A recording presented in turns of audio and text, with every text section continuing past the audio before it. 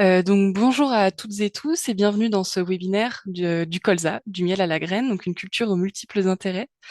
Je m'appelle Maëlle Collin, je suis animatrice apiculture à l'ADA Bretagne. Pour les personnes qui seraient présentes à ce webinaire et qui sont pas familières avec la filière apicole, les ADA sont des structures d'accompagnement technique qui travaillent en région et qui sont fédérées par ADA France et qui travaillent avec l'ITSAP, dont vous allez entendre parler aujourd'hui aussi, qui est l'Institut technique de la filière apicole et qui travaille aussi avec le GPGR. Et donc pour ce webinaire, je vais être l'animatrice, je vais suivre le déroulé du webinaire et le respect du timing. Et je serai épaulée par Juliette de l'ADA Grand Est et Marie de l'ADA Bourgogne-Franche-Comté qui vont se charger, elles, de recenser et de restituer vos questions. Donc ce webinaire, c'est une présentation qui s'inscrit dans un travail du réseau Resapi qui est mené sur le colza, mené en particulier en ce début d'année et qui est financé par Interapi. En fait, des ADA régionales et l'ITSAP travaillent à communiquer et à sensibiliser les apiculteurs et les apicultrices sur la culture du colza et les différents aspects associés à cette culture, et notamment associés à la mielée, que ce soit de la production ou encore les pratiques qui sont menées sur les parcelles et notamment des pratiques favorables aux pollinisateurs. Ce webinaire nous permet en fait de vous présenter le contenu d'une nouvelle fiche technique qui va être mise à disposition, qui est mise à disposition même sur le colza, qui est à dispo sous format numérique que nous allons vous retransmettre. Et ce webinaire est une bonne occasion de pouvoir s'appuyer sur des compétences extérieures au réseau avec les différents intervenants intervenantes qui sont là aujourd'hui pour parler de cette thématique. Alors je vais vous faire un point sur le déroulé prévu. Nous avons donc 6 intervenants, intervenantes qui sont là, que vous allez pouvoir voir au long de cette conférence, qui pourront se représenter à vous au début de leurs interventions, mais que je vais déjà introduire une première fois. Dans un premier temps, pour introduire le sujet, c'est David Dordor, qui est apiculteur professionnel en région Bourgogne-Franche-Comté, qui vous parlera de la place qu'occupe le colza dans sa saison apicole. Ensuite, Philippe Lanuzel, qui est conseiller agricole et chargé d'études à la Chambre d'agriculture de Bretagne, vous fera état du cas de la Bretagne, notamment quant à la culture de colza, pardon, en apportant notamment des éléments techniques sur cette culture et ses intérêts agricoles.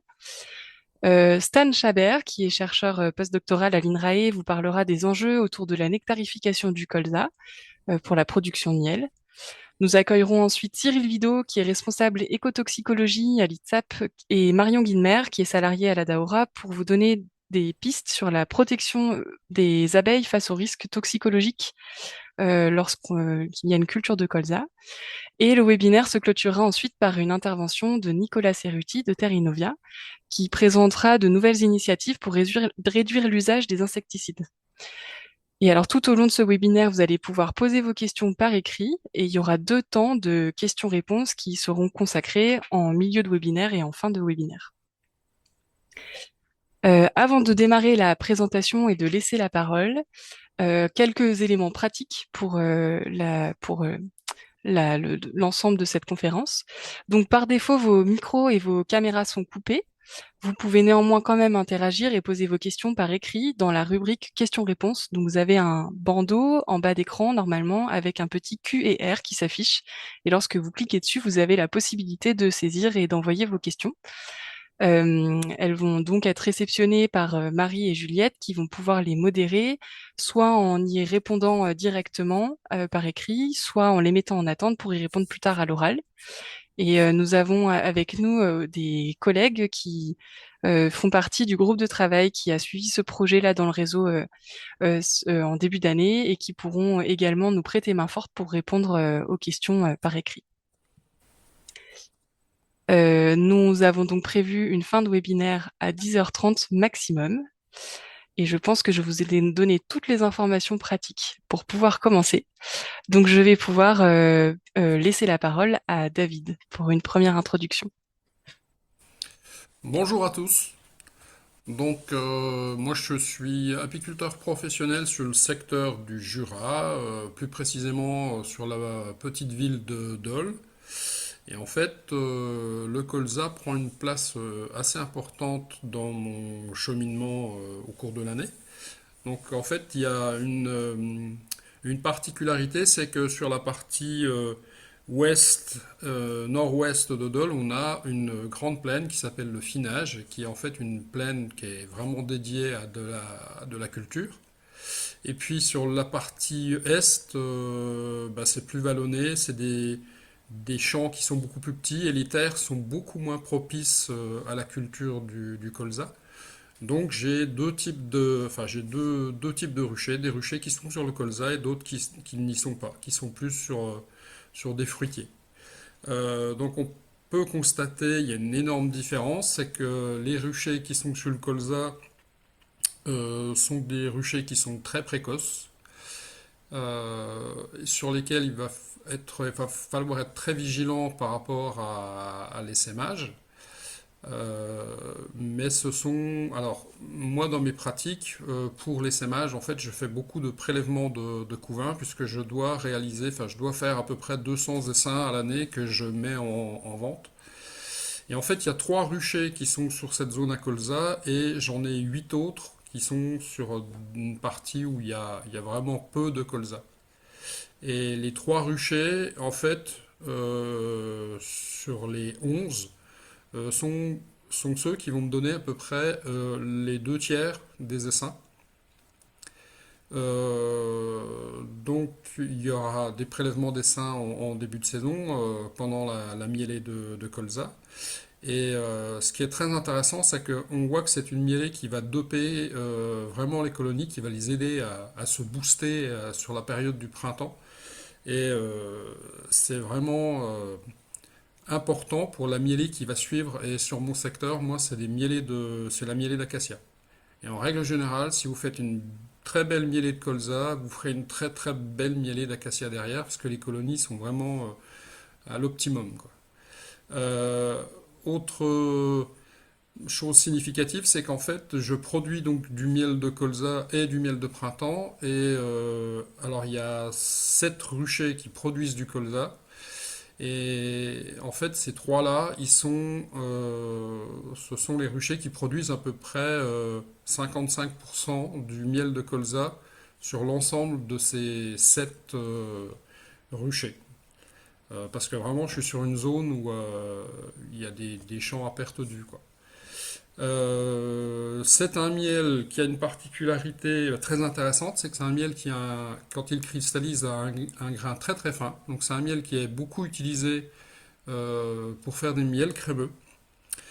Il y a une énorme demande d'ailleurs autour de moi parce que la- j'ai un négociant en miel qui est toujours chercheur de ce qu'ils appellent le miel de culture, soit de miel de colza, soit de miel de tournesol, parce que ce sont des miels qui cristallisent et ils sont sans cesse en recherche de ce miel, alors que sur des années, ils veulent pas acheter d'acacia, de sapin, de forêt, de miel de fleurs, mais c'est toujours open bar pour le miel de colza. Ce miel, il est intéressant aussi pour moi parce que je fais de la transformation. Donc c'est le miel que j'utilise pour les pains d'épices. Parce que si vous avez déjà fait des essais, vous pourrez constater qu'en fait, les pains d'épices, enfin la réaction au niveau de la cuisson n'est pas du tout la même en fonction des types de miel que vous utilisez. Et moi, je trouve que le miel de colza, c'est celui qui me correspond le mieux pour cette fabrication. Je fais aussi de l'hydromel à partir du miel de colza. Et j'ai d'ailleurs des fabricants qui ne veulent pas entendre parler d'autres types de miel et qui ne travaillent que le colza. Donc voilà, pour résumer, c'est une bonne production de miel qui peut être utilisée pour de la transformation. Pour faire un miel crémeux, je fais 4 miels crémeux sur mon exploitation et en fait, il y a toujours une partie de miel de colza qui va servir à faire l'ensemencement. Euh, donc je vous ai dit, hein, ça participe à lancer les colonies. Et certaines colonies sur les colzas, quand ça veut bien donner, elles sont ponctionnées peut-être jusqu'à 3 fois, quoi. Il y en a qui donnent 3 essaims. Donc pour moi, c'est vraiment une culture très intéressante. Alors, je transhumerai pas toutes mes ruches sur le colza parce que bah, j'ai besoin de faire d'autres types de miel et puis j'ai aussi besoin d'avoir des ruches qui ne démarrent pas aussi vite ensuite dans la saison. Euh, voilà, je sais pas ouais, peut-être que certains voudraient savoir si j'ai déjà eu des problèmes sur par exemple, des problèmes de traitement sur les colzas. Ben, j'ai jamais eu rien, enfin rien eu de très significatif. Euh, il m'est arrivé juste une seule chose une année, c'est que j'ai vendu du miel à quelqu'un qui faisait de l'hydromel et en fait euh, enfin, l'hydromel n'a pas pu démarrer parce que on l'a su après. Et en fait, on a fait des analyses et il y avait un produit qui avait été utilisé et qui empêchait la fermentation alcoolique sur l'hydromel. Voilà, c'est le seul souci que j'ai eu sur ces cultures. Donc voilà, je ne sais pas si pour vous j'ai fait le tour, s'il y a déjà des questions. Alors, il y a déjà des questions, peut-être juste une à laquelle on peut répondre, c'est le nombre de ruches que tu as par rucher sur tes ruchers de colza. Alors, sur les ruchers de colza, tous mes ruchers historiquement, ce sont des ruchers de 32, sauf un qui est vraiment là où ça produit le plus. Et en fait, c'est un rucher qui est excellent pour l'hivernage et c'est celui où je vais taper le plus de couvains pour faire des essaims. C'est un rucher de 40. Très bien. Bah, je propose qu'on garde les questions pour le milieu du webinaire, pour répondre sur la côté un peu plus technique, pour laisser la parole aux autres intervenants. Très Oui, bien. très bien. Merci beaucoup, David. On va laisser la parole maintenant à Philippe Lanuzel. Philippe, je vais te laisser la main pour le partage de diaporama. Donc voilà, Philippe Lanuzel, je vais vous présenter l'itinéraire technique du colza, enfin les grandes lignes. Il y aura une part pour les questions après la présentation de la mienne et celle de Stan. Donc voilà, je ne tarde pas plus longtemps. Je partage mon écran et on démarre. Voilà. J'en profite le temps que tu partages ton écran. Il y a des questions, donc je le redis, hein, mais pour les personnes qui ont posé des questions, là dans la rubrique questions-réponses, on les laisse en attente, mais on pourra y revenir avec l'aide de David tout à l'heure pour y répondre. Ok. Ok. Donc là, Eh ben, normalement, Philippe, c'est bon, on voit ton écran, on n'est juste pas en plein écran, mais du coup, si tu lances le mode diapo, ça devrait être bon. donc Super. c'est bon pour tout le monde. Normalement, vous voyez mon écran en plein écran. Donc, je vais vous parler de l'itinéraire technique du colza appliqué au cas de la Bretagne, parce que je n'ai pas forcément une vision France hein, du colza. Voilà, donc on pourra faire quelques précisions dans les questions par la suite selon les spécificités régionales.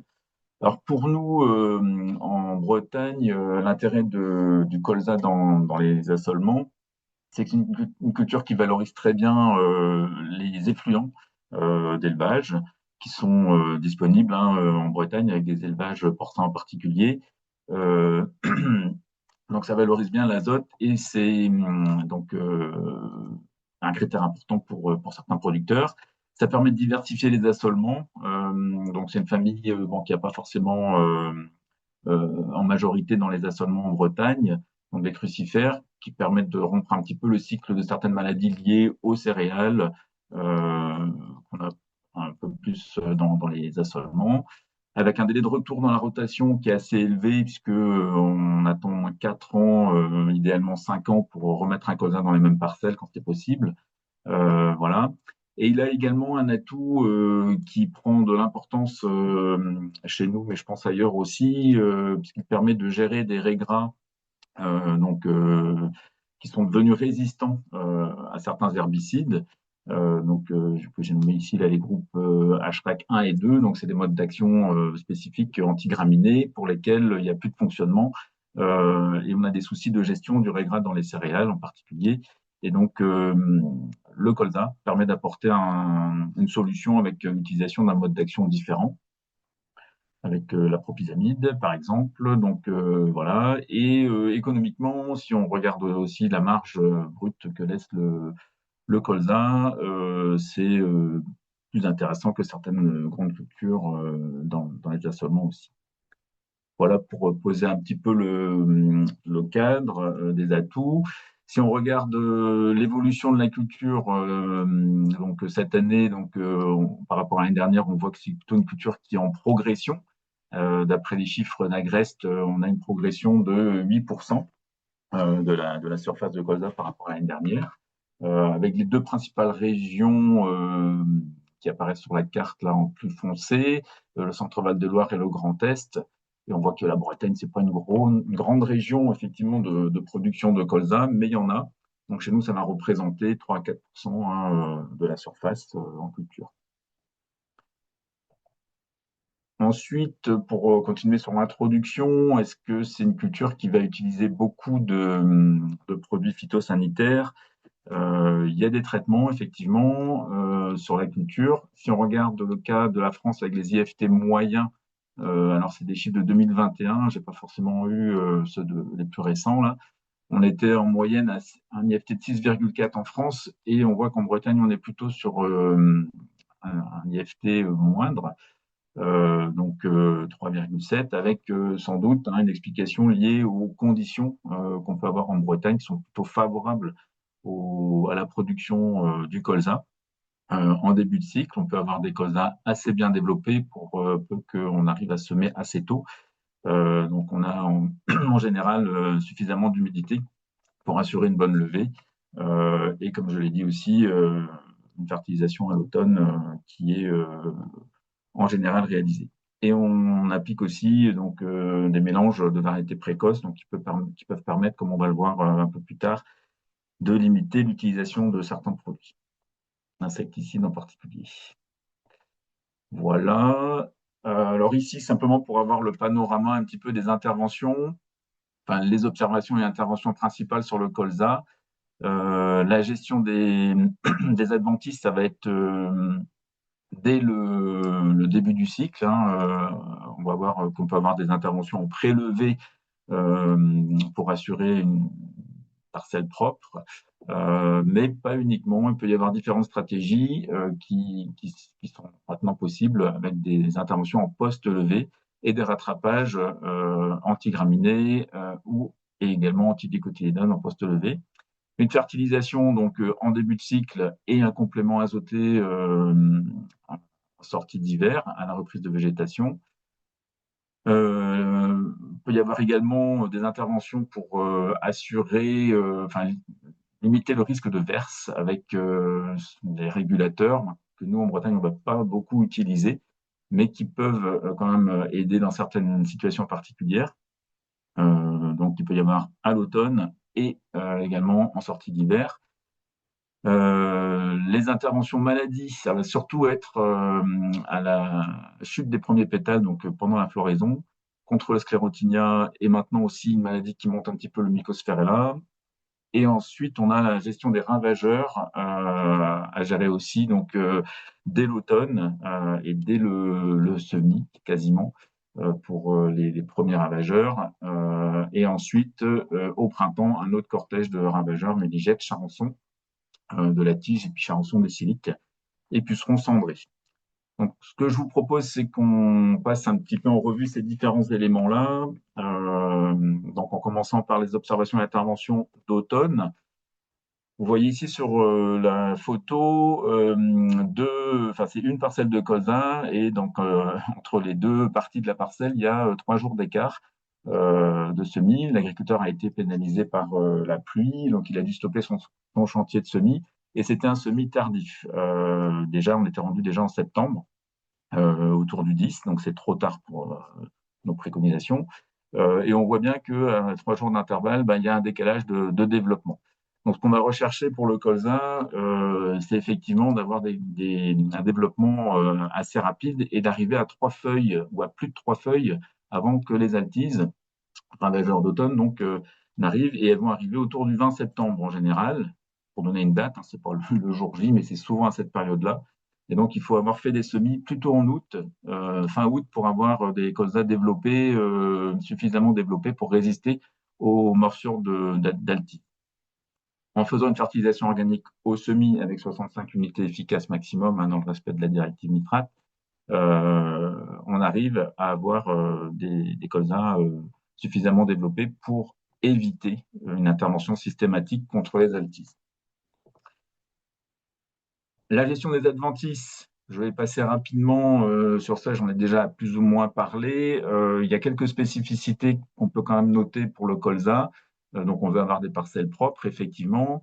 On va souvent avoir à gérer des repousses de céréales dans le colza, des repousses d'orge ou de blé, donc qui peuvent être gênantes en début de cycle.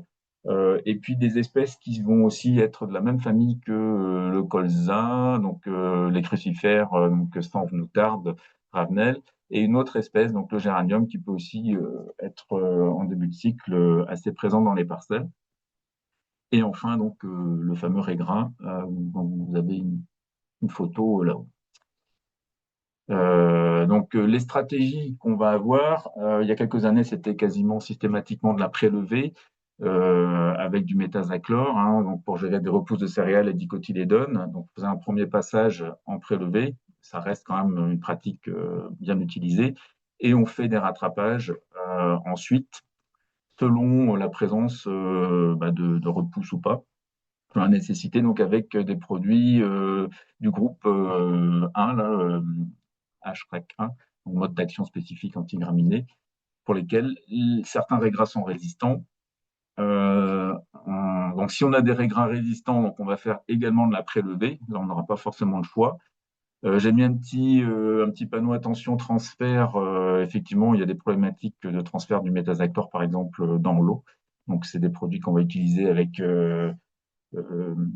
Enfin, on va faire attention, en particulier à la fréquence de retour et à la quantité. Et donc, une fois qu'on aura fait cette prélevée, on pourra avoir une solution contre le raigrain avec le CarbFlow, par exemple. Hein, si je cite le produit, il y a d'autres spécialités hein, qui contiennent de la propyzamide et qui sont intéressants pour gérer le raigrain. Donc, ça offre une possibilité de se débarrasser, entre guillemets, du raigrain résistant avec la culture de colza. Et si on a une pression uniquement dicotylédone, on a des produits maintenant qui permettent de faire de la post-levée sans forcément avoir besoin d'utiliser de la prélevée. Alors, une technique qui se développe depuis quelques années, mais qui n'est pas généralisée, hein, c'est de faire du colza associé et d'essayer d'avoir un maximum de couverture à l'automne pour empêcher le salissement des parcelles et donc faire l'impasse sur un désherbage chimique. Ici, vous avez la photo d'un colza associé sarrasin plus févrole qui a été mis en place à la session de Carguenec avec un très bon résultat même. Donc c'était cette année, hein, enfin c'est cette année. Et donc le couvert a gelé cet hiver. Donc maintenant le colza est libre pour se développer sur une parcelle relativement propre. Voilà, donc je passe rapidement sur le raigrain résistant pour vous rappeler effectivement qu'il y a des suivis hein, des zones où on trouve ce raigrain résistant et on peut voir que par rapport au groupe HRAC A ou 1, la généralisation de la résistance est quasi faite, hein, donc toutes les régions sont concernées quasiment. Si on regarde les maladies à l'automne, alors les principales maladies qu'on va avoir, ça va être le FOMA. Et chez nous en Bretagne, on a aussi la hernie des crucifères qui pose problème. Donc ces deux risques-là, on va pas les gérer chimiquement du tout. Ça va être des leviers plutôt alternatifs, hein, économiques, avec un choix variétal. Donc pour le choix de variété, chez nous en Bretagne, mais je pense qu'ailleurs c'est pareil, on va utiliser des variétés très peu sensibles au FOMA. Donc Terrinovia fait un suivi hein, des différentes variétés et publie un guide qui permet d'avoir les caractéristiques techniques des différentes variétés. Donc on va aussi choisir des variétés très peu sensibles à l'averse, étant donné qu'on est en Bretagne, nous, avec des disponibilités en azote importantes, on peut avoir de forts développements à l'automne. Donc, on va aussi regarder que la variété ne soit pas trop sensible à l'élongation du collet, qui peut ensuite provoquer l'averse. Et au semis, on va également intégrer, mais ça se fait maintenant quasiment systématiquement, une variété très précoce à floraison en mélange avec la variété principale, donc environ 5% des pieds, qui va permettre d'avoir quelques fleurs ouvertes avant les autres. Sur les ravageurs, je continue. Donc, les principaux ravageurs à l'automne, on va avoir les limaces pour commencer, qui peuvent poser problème effectivement et détruire la culture assez rapidement par grandes zones. Donc il faut bien les repérer. Possibilité de lutte avec des molluscicides, donc, dont un en biocontrôle, hein, le phosphate ferrique, qui fonctionne relativement bien. Que, voilà, on a une solution en biocontrôle dans ce cas-là, et on peut disposer des pièges également pour nous aider au suivi.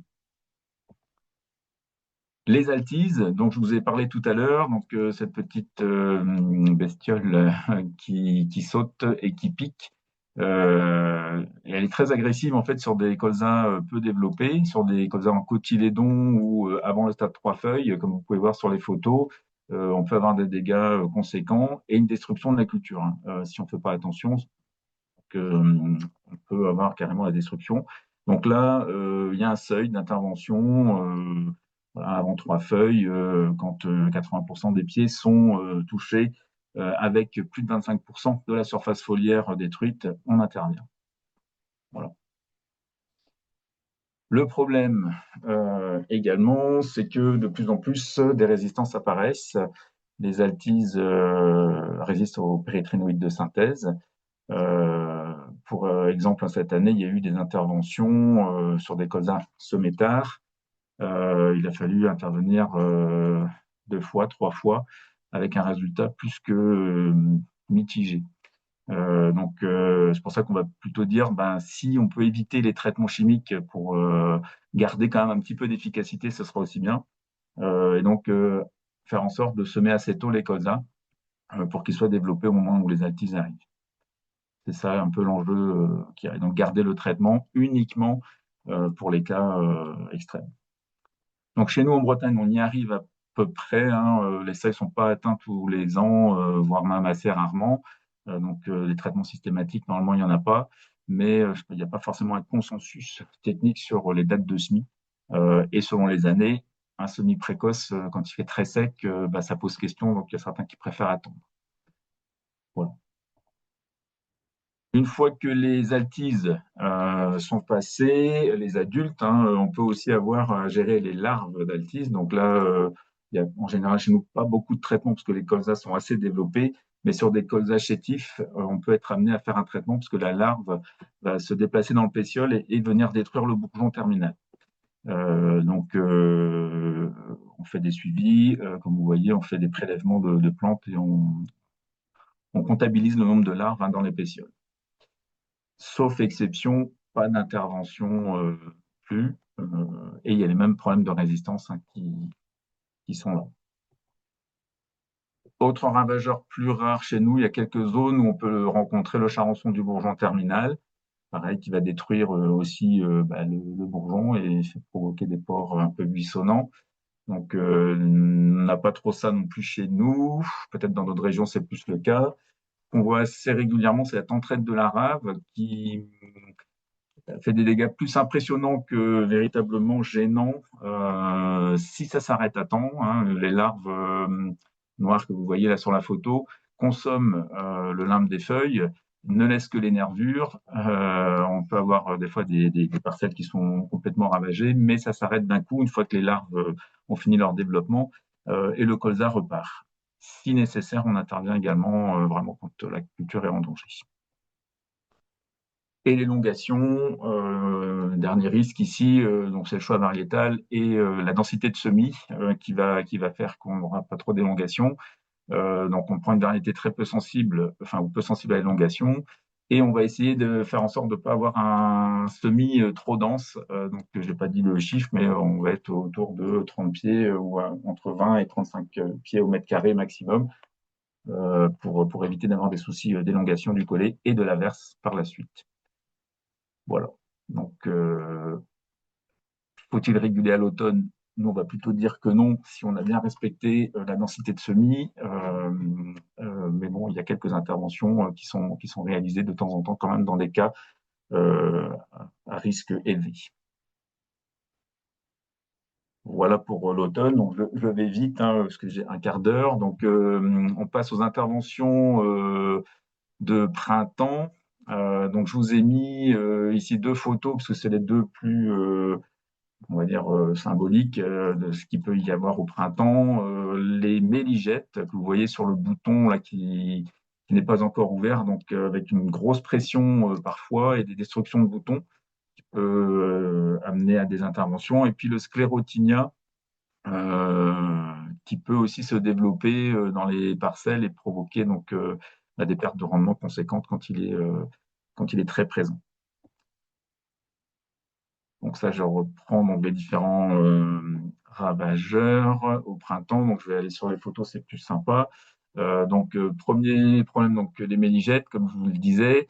Par exemple, en ce moment, là, on est sur des boutons qui sont en train de s'ouvrir, mais enfin, actuellement hein, dans les parcelles chez nous, et certaines parcelles, ça traîne et la pression méligette a été élevée, donc on a pu avoir localement quelques situations de grosse pression, comme vous voyez sur la photo, avec des déclenchements d'intervention, malgré une variété précoce à floraison. Mais c'est un peu l'exception cette année, avec les conditions climatiques qu'on a eues.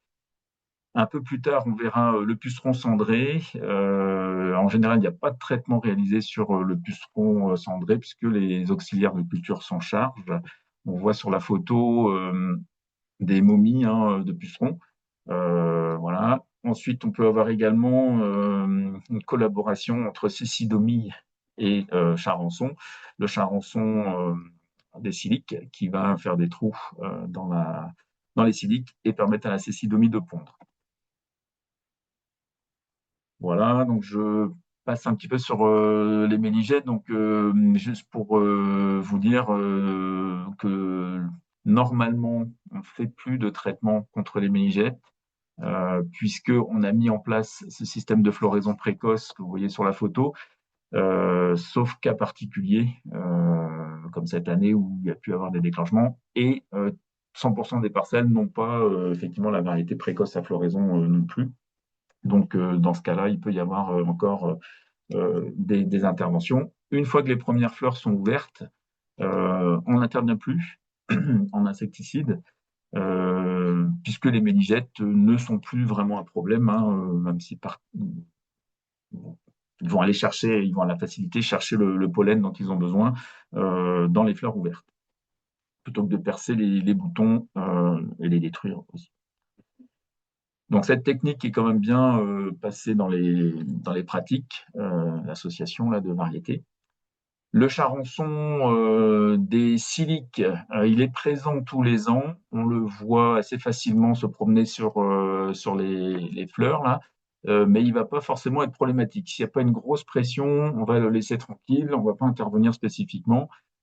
C'est que vraiment, si on a une pression importante, qu'on va déclencher un traitement, puisqu'on risque d'avoir trop de siliques perforés, avec des possibilités pour les cécidomies ensuite de pondre, et donc on peut avoir une perte de rendement. Donc là, c'est aussi à l'observation et une décision en fonction de la pression. Pas toujours facile à prendre comme décision. Et donc les pucerons cendrés, le colza est souvent assez développé quand les colonies de pucerons se développent. Et du coup, on a des difficultés à intervenir par rapport à la hauteur du colza. Donc, il faut du matériel spécifique. Donc, c'est vraiment rare qu'on intervienne spécifiquement sur le puceron. Et quand on observe bien, hein, toute la chaîne de régulation naturelle se met en place assez facilement, en tous les cas dans nos régions. Voilà. Après, si ça pullule trop et que les auxiliaires tardent à arriver, il y a la solution de l'intervention, mais c'est rare. Maladie, donc au printemps, je l'ai cité, c'est celle qui fait le plus peur, c'est le sclérotinia. Donc le sclérotinia, vous voyez sur la photo, c'est donc un champignon qui va passer dans les tissus de la plante, provoquer une rupture d'alimentation et faire des plants secs qui vont pas du tout donner de graines. Et on va avoir le développement de sclérotes qui vont retomber au sol et se conserver dans le sol. Donc pour lutter contre cette maladie, bah, c'est un retour le plus éloigné possible entre deux cultures sensibles, donc 4 ou 5 ans d'intervalle, quand c'est possible. Mais il n'y a pas que le colza qui est hôte, donc on a chez nous en Bretagne aussi d'autres cultures qui vont être impactées par le sclérotinia, dont certains légumes. La fréquence, finalement, elle est assez rare. Ces dernières années, on ne l'a pas vu en forte pression. C'est une année sur 10. Après, il est présent, mais il ne va pas forcément y avoir de grosses attaques. Mais comme c'est une gestion préventive du risque, on va faire quand même le traitement à la chute des premiers pétales pour ne pas avoir la mauvaise surprise en fin de campagne. Et c'est ce traitement-là qui va souvent poser problème par rapport aux pollinisateurs, puisque c'est pendant la floraison. Voilà. On peut aussi gérer les sclérotes dans le sol avec un moyen de contrôle, donc le comptance WG. Ça se fait. Voilà. Et il y a quelques solutions de biocontrôle qui sont sur le marché avec une efficacité limitée, malheureusement. Et donc, on va toujours l'associer à un fongicide à demi-dose pour pas avoir d'efficacité trop basse quand même. Voilà. Alors, l'intervention, enfin, j'ai remis là le cycle du sclérotinia. Je ne vais pas tout redire, mais simplement retenez que les sclérotes qui sont dans le sol vont libérer des spores qui vont traverser le couvert et se déposer sur les pétales. Et les pétales, en retombant, sont bloqués pour certains sur les ramifications et donc permettent aux spores, s'il y a suffisamment d'humidité, de passer dans la plante. Donc c'est pour ça qu'on va traiter sur un couvert de pétales pour neutraliser les spores directement. Il y a des maladies également de fin de cycle, la mycospherella par exemple, ou la ternaria, qui peuvent amener des deuxième intervention après le traitement sclérotinia, donc 10 à 15 jours après la première application. Une deuxième peut être réalisée, c'est le cas chez certains agriculteurs qui ont des objectifs de rendement autour de 40-45 quintaux, et qui veulent se donner toutes les chances, et en cas de forte pression en fin de cycle. Voilà, donc c'est pas du systématique, mais ça arrive également.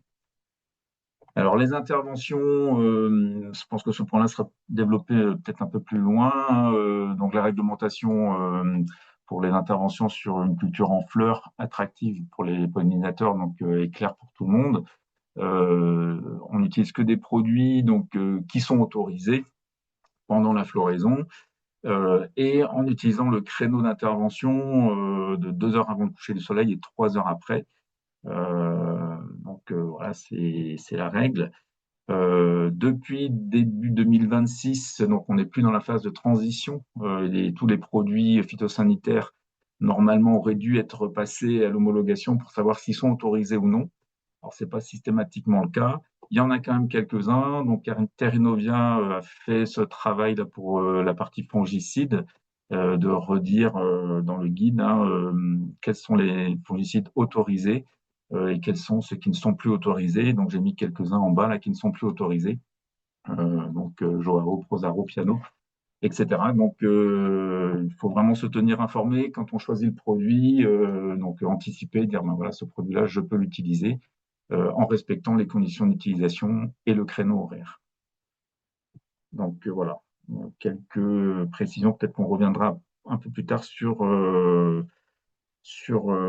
les détails de l'arrêté abeille.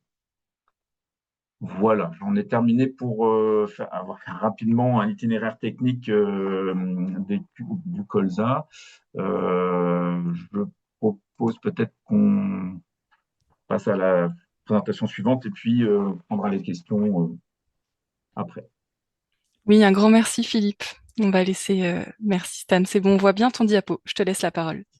Parfait. Donc bonjour tout le monde. Donc moi je suis postdoctorant donc au laboratoire des interactions plantes, microbes, environnement à l'INRAE de Toulouse depuis 2 ans. donc dans l'équipe Aster, donc pour Abiotic Stress Tolerance in Sunflower. Donc c'est le laboratoire de génétique de l'INRA, du tournesol, pardon, qui s'intéresse depuis ces dernières années, plus particulièrement aux ressources pour les abeilles. Donc c'est nouveau pour des généticiens. Et donc j'ai été embauché dans ce cadre-là. Et il y a plusieurs années, j'ai fait ma thèse sur le colza en production de semences. C'est pour ça que je vais présenter quelques résultats de ma thèse sur le colza. Et donc aujourd'hui, je vous fais une présentation sur la nectarification et la mielée du colza. Donc d'abord des données nationales. Depuis une dizaine d'années, donc il y a Agrex Consulting donc, qui travaille pour France Agrimaire et qui fait une estimation de la production annuelle de miel. C'est une estimation. Et on voit que c'est assez fluctuant. Donc ça varie de un peu moins de 15 000 tonnes donc de miel produite par an en France jusqu'à un peu plus de 30 000 tonnes. Alors pour 2025, l'estimation par l'interprofession, on serait très proche des 40 000 tonnes. Donc on verra en cours d'année ce qu'il en est pour 2025. Et donc, on voit que c'est fluctuant. La moyenne est plutôt autour de 23 000 tonnes par an. Donc, des bonnes années de production et des moins bonnes années. Si on regarde la production de miel de colza plus particulièrement, donc là aussi des grosses fluctuations entre 1000 tonnes produites par an jusqu'à presque 5000 tonnes. Donc, on peut s'interroger sur pourquoi il y a de telles fluctuations entre années. Donc, si on regarde maintenant sur les mielées principales, hors miel toute fleur, donc le colza arrive largement en tête avec en moyenne, donc selon les années, mais en moyenne 10,6% du total de la production de miel qui est faite sur colza. Donc ça, c'est vraiment le miel commercialisé en estimation. Et ensuite viennent le tournesol, le châtaignier, la lavande, etc. Donc, ça dépend évidemment des régions. On voit que donc sur la droite, le colza est la principale mielée pour les régions du nord. Si on regarde par exemple le sud-ouest, ça va être le tournesol qui va arriver en premier. Et ça va dépendre également aussi des années. Donc, le colza est une mielée très importante pour l'apiculture en France. Si on regarde maintenant les surfaces de colza semées en France depuis les années 60, on voit donc qu'il y a une progression donc de décennie en décennie jusque dans les années 2000-2010 où il y a eu un plateau à 1,5 million d'hectares. Et il y a une chute donc des surfaces après 2018, donc jusqu'en 2020, et puis une remontée depuis 2022 des surfaces. Donc ce qui est intéressant, c'est que comme on a maintenant un suivi national de la production de miel depuis 2014, on peut commencer à essayer de tester des corrélations entre surface et production de miel. Donc c'est ce qu'on a ici. Et donc ce qu'on voit donc en ordonnée, donc c'est l'estimation de la production française de miel de colza donc annuelle en relation avec les surfaces de colza donc récoltées en France en millions d'hectares. Et on voit qu'il n'y a pas de corrélation, alors qu'on aurait pu faire l'hypothèse qu'il y en avait une. En fait, si on prend l'exemple du tournesol, il y a clairement une très forte corrélation, mais qu'on ne retrouve pas sur le colza. Alors, ce n'est pas parce qu'on ne la voit pas à l'échelle nationale que ça ne serait pas vrai à l'échelle locale autour d'un rucher. On peut se dire qu'à l'échelle d'un rucher, plus on aura de surface de colza autour du rucher, et plus on va pouvoir produire de miel de colza. C'est assez naturel de le penser. Mais en tout cas, à l'échelle nationale, on ne le retrouve pas. Si maintenant on regarde la relation entre la production de miel donc par hectare de colza à l'échelle nationale et qu'on regarde donc le rendement moyen en graines de colza par hectare donc à l'échelle nationale, on voit que là, si on écarte quelques années donc que j'ai grisé, on a une très très forte corrélation, même un peu magique, donc sur 7 années, 7, le chiffre 7, donc entre les deux variables. Donc là, c'est à l'échelle nationale. Il serait intéressant également de le voir si on retrouve cet effet-là à l'échelle locale. L'hypothèse derrière, c'est de se dire que plus une plante va être en bonne santé, plus elle va pouvoir produire à la fois du grain et du nectar. Voilà. Donc ça, ce sont des résultats à l'échelle nationale qu'il faudrait éventuellement voir avec les observateurs de mielés si on le retrouve à l'échelle locale. Donc si on regarde un petit peu l'ensemble des facteurs qui peuvent impacter les mielés en général et la mielée de colza en particulier, donc il faut tout d'abord avoir des ressources donc, qui vont dépendre à la fois donc, de la génétique en interaction avec le climat. Donc ils vont affecter à la fois le nombre de fleurs produites par plante et la quantité de nectar produite par fleur. On va également avoir ce qu'on vient d'évoquer, donc les surfaces donc de colza qu'on va avoir autour d'un rucher et également l'étalement des floraisons. qui vont pouvoir affecter la production de miel. Et ensuite, il va y avoir tous les facteurs liés aux colonies. Donc tout d'abord, la densité de colonies à l'hectare. Alors ça, c'est une donnée qu'on ne peut pas avoir, parce que ce n'est pas recensé. C'est une donnée qu'on n'a pas, la densité de colonies à l'hectare. Mais on peut se dire que plus il va y avoir de colonies dans un territoire donné, et plus elles vont être en compétition les unes entre les autres. Donc moins il y aura de production de miel par colonie. Et également la taille et la santé des colonies qui vont affecter donc, la production de miel. Donc, à ce titre, il y a l'observatoire lavande de l'ADAPI, donc l'ADA de la région PACA, qui est un observatoire de mielés sur lavande depuis une quinzaine d'années et qui a publié en 2022 une étude et dans laquelle il constate que donc le facteur taille santé des colonies explique 22% de la production de miel sur lavande. Donc, ce qui veut dire que les 80% restants, ce serait l'environnement. Et dans l'environnement, il y a également donc, le climat, donc, qui va affecter aussi l'activité des abeilles.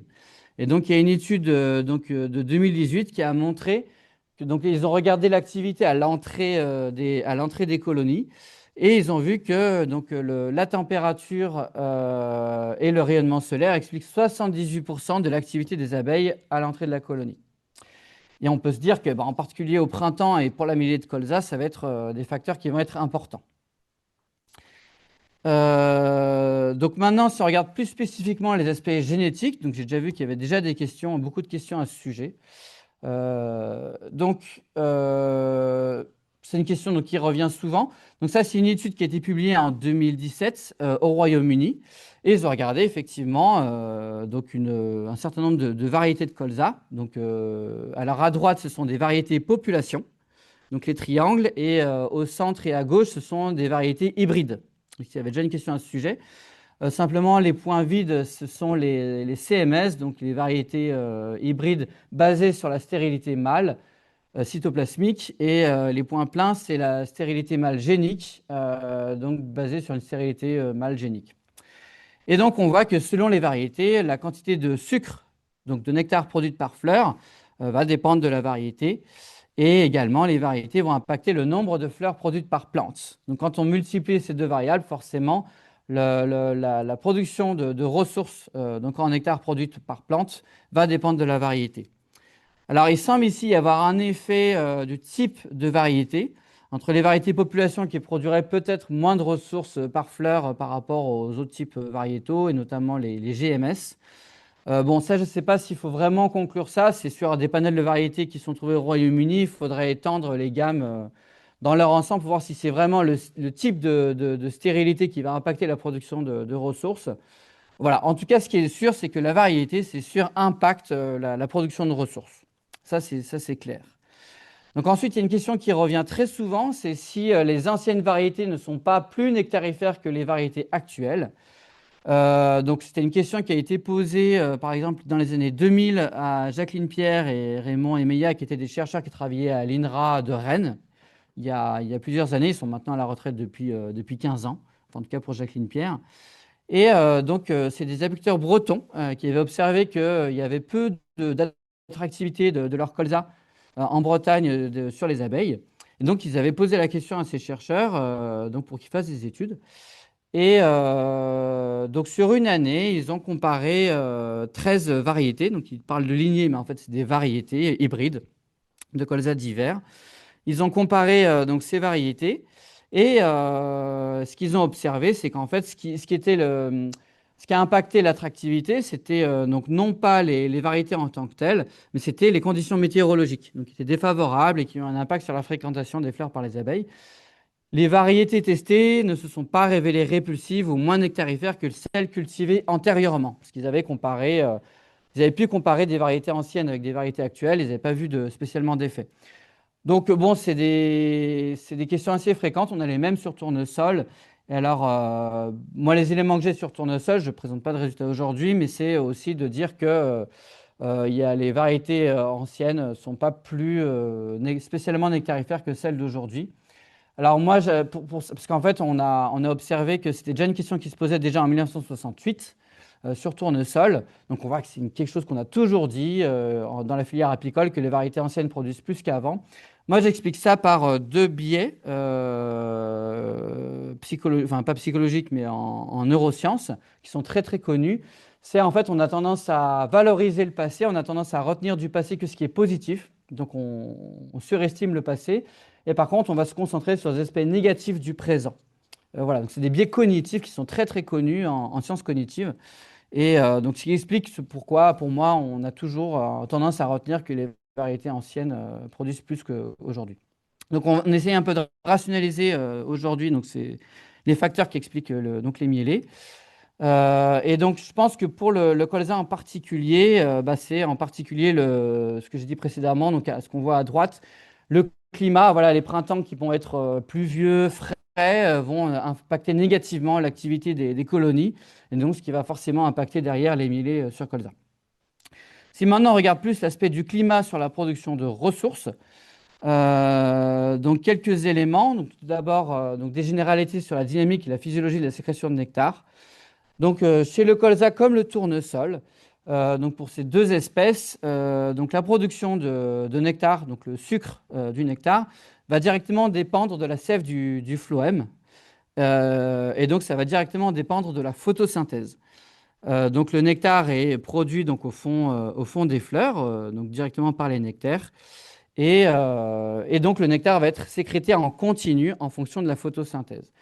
Et comme on sait que la photosynthèse va dépendre à la fois de la lumière, de l'eau disponible dans le sol et de la température, on peut se dire que ces trois facteurs abiotiques vont aussi affecter derrière la nectarification. Donc ça, c'est des résultats donc, qui sont issus de ma thèse, donc, qui ont été publiés en 2018. Donc ma thèse avait été financée par l'ANAMSO. Et donc j'avais travaillé sous tunnel insect proof, donc sur deux tunnels. Donc, ce qui veut dire que ces colzas n'étaient pas butinés par les abeilles. Donc, c'est nous qui contrôlions entièrement les fleurs. Et donc, on a échantillonné le nectar dans les fleurs de colza pendant toute leur durée, toute la vie de la fleur, à différents moments pendant toute la période de floraison du colza.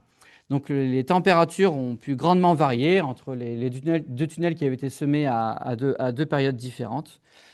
Donc, il y avait des températures en moyenne inférieures à 20 degrés, entre 20 et 30 degrés et supérieures à 30 degrés, donc moyenne jour-nuit. Et on voit que pour les points en bleu, donc les températures les plus fraîches, donc 0, c'est quand la fleur s'ouvre, c'est l'anthèse de la fleur, et ensuite c'est l'âge de la fleur en heure après anthèse. Et en ordonnée, c'est la masse de sucre accumulée par fleur. Et on voit que pour les points bleus, donc les températures les plus fraîches, on voit que la production de nectar s'étalait sur 4 jours. Donc on voit les 4 dates où les points sont groupés, avant ensuite que le nectar soit réabsorbé, puisqu'il n'était pas prélevé par les abeilles. Pour les points en vert, donc en température intermédiaire, la sécrétion ne dure plus que 2 jours avant que le nectar soit réabsorbé. Et pour les points en rouge, quand la température était la plus élevée, la production de nectar ne s'étalait plus que sur une seule journée avant d'être réabsorbée. Donc on voit déjà ici un effet direct de la température sur la durée de vie de la fleur. Plus il fait chaud et plus la durée de vie de la fleur est courte, et donc plus la période de sécrétion va être réduite, ce qui forcément va impacter la production de nectar par fleur. Ensuite, donc on a fait une deuxième expérimentation, deuxième type, toujours sous ces tunnels. Et donc, au temps T0, donc c'était le matin, vers 9-10 heures, on vidait les fleurs de leur nectar. Et ensuite, on venait rééchantillonner le nectar à différents intervalles de temps dans la même fleur, des fois donc de un quart d'heure après avoir vidé jusqu'à presque 8 heures après les avoir vidés. Et donc, comme ça, on voit l'accumulation du nectar en fonction du temps. Et on voit que cette accumulation, elle est linéaire en fonction du temps. Donc, vraiment, la sécrétion de nectar est continue.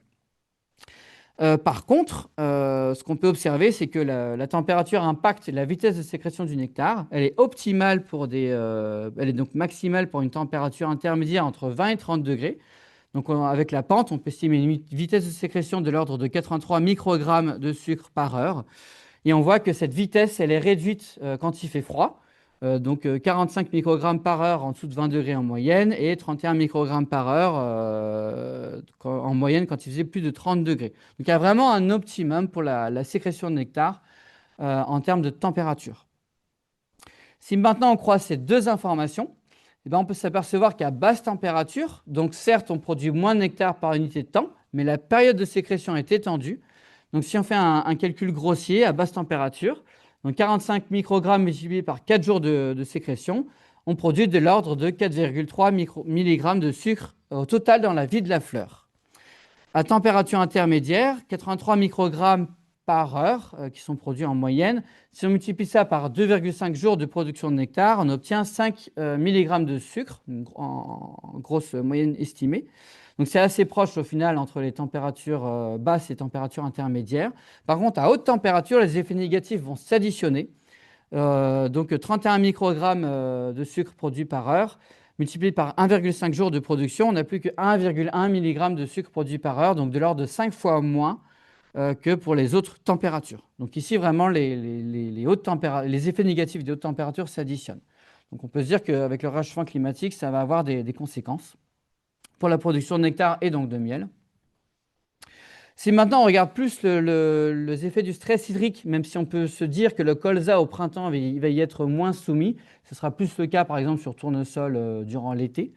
Mais si on regarde les effets du déficit hydrique, on sait déjà, donc ici c'est une méta-analyse qui a regardé donc toutes les études disponibles dans la littérature en 2021, donc tout ce qui a été publié précédemment, sur toute espèce de fleurs confondues. Et ils ont conclu que donc, le déficit hydrique impactait négativement la morphologie des fleurs et notamment la taille des fleurs, également le nombre de fleurs produites par plante, la quantité de nectar produite par fleur, mais par contre, ça n'impactait pas la production de pollen produite par fleur. Donc ça, c'est, on va dire, vraiment des grandes généralités.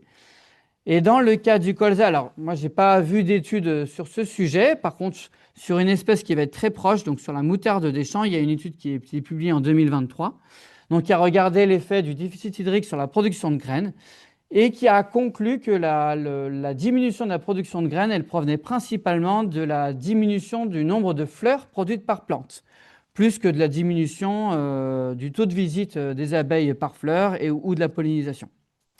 Et effectivement, donc, ils avaient comparé 3 traitements. Donc, ils avaient produit donc, des plantes de moutarde des champs, donc ici sous des plaques de verre, donc pour vraiment contrôler l'apport en eau. Et donc, ils avaient comparé 3 traitements. Donc, ils avaient tout d'abord arrosé des plantes ad libitum, donc sans limitation. Ensuite, il y avait un deuxième traitement où ils avaient réduit l'arrosage des plantes et un troisième traitement où ils avaient arrosé. Ils attendaient qu'en fait, les plantes montrent des signes de flétrissement. Donc, au bout de 6 jours en moyenne. Et seulement à ce moment-là, ils les arrosaient de nouveau jusqu'à attendre les prochains signes de flétrissement.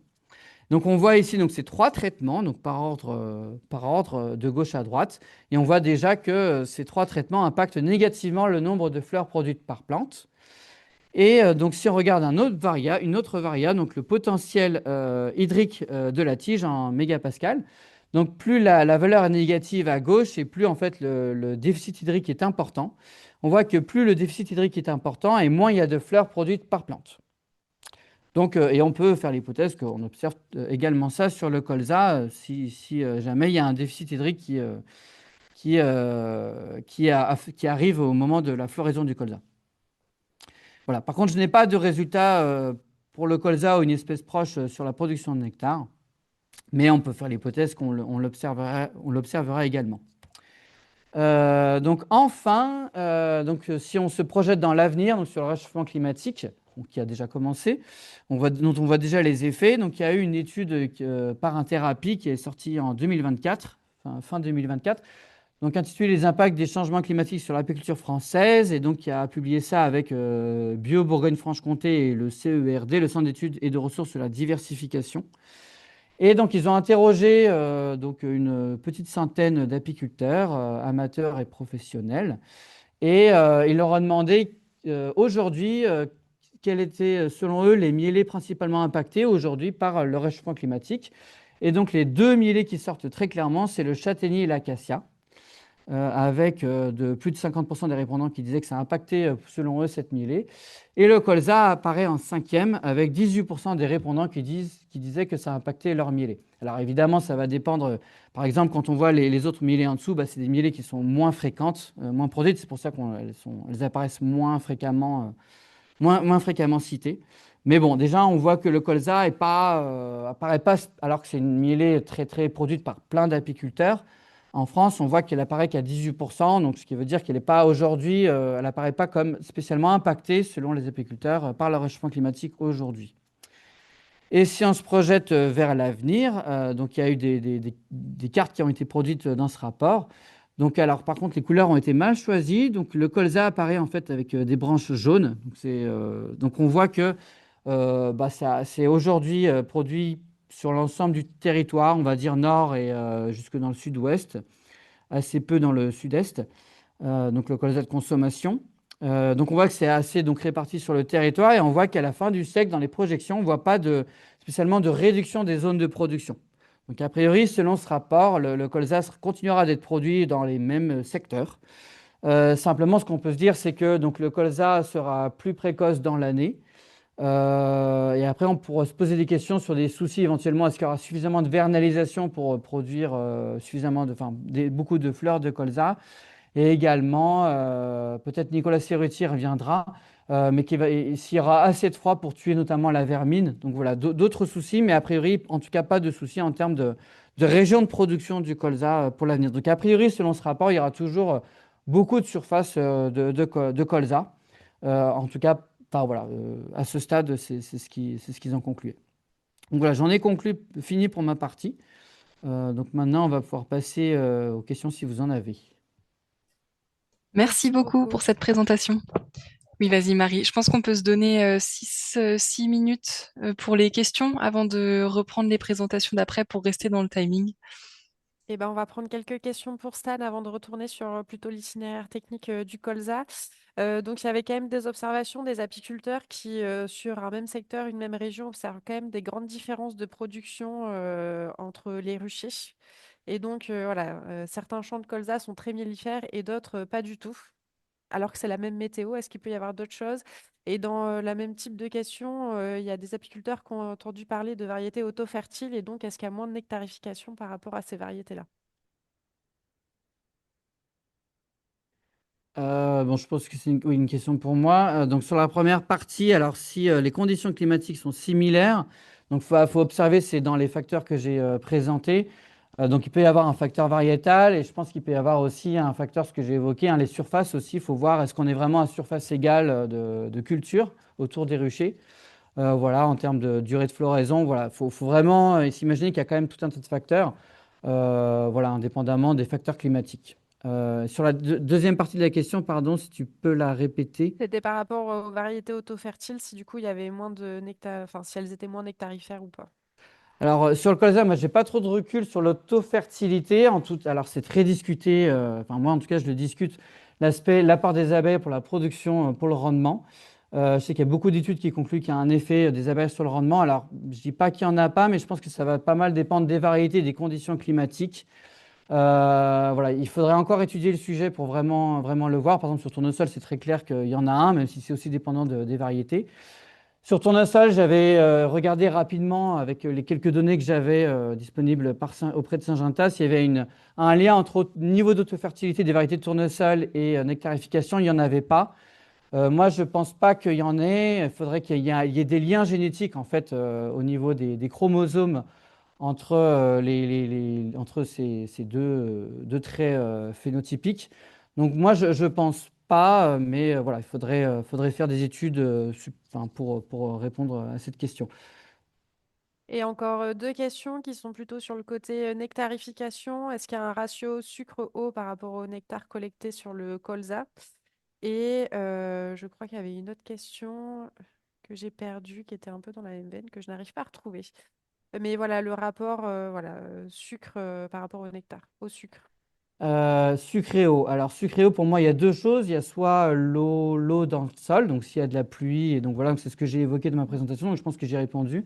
Après, il y a l'eau dans l'atmosphère qui va impacter en fait la vitesse d'évaporation du nectar.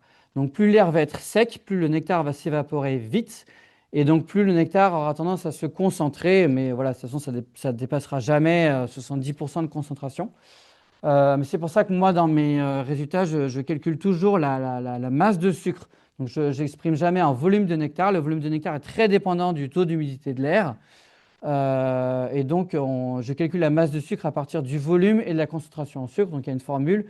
Et donc, ce qu'il faut vraiment regarder, c'est la masse de sucre, la quantité de sucre en tant que telle. Donc, j'espère que ça répond à la question sur la notion d'eau et de sucre. Et en gros, c'est assez dépendant du climat, finalement. Oui, oui, de l'humidité de l'air. Et je vous propose rapidement de retourner plutôt sur des questions par rapport à l'itinéraire technique sur la culture colza. Il y avait une question sur la différence entre traitement phyto en conventionnel versus bio. Et j'en profite peut-être pour introduire Jean aussi de Terre Innovia qui n'intervient pas mais qui est là pour répondre aux questions. S'il veut se présenter rapidement et puis rebondir sur celle-ci ou sur une autre.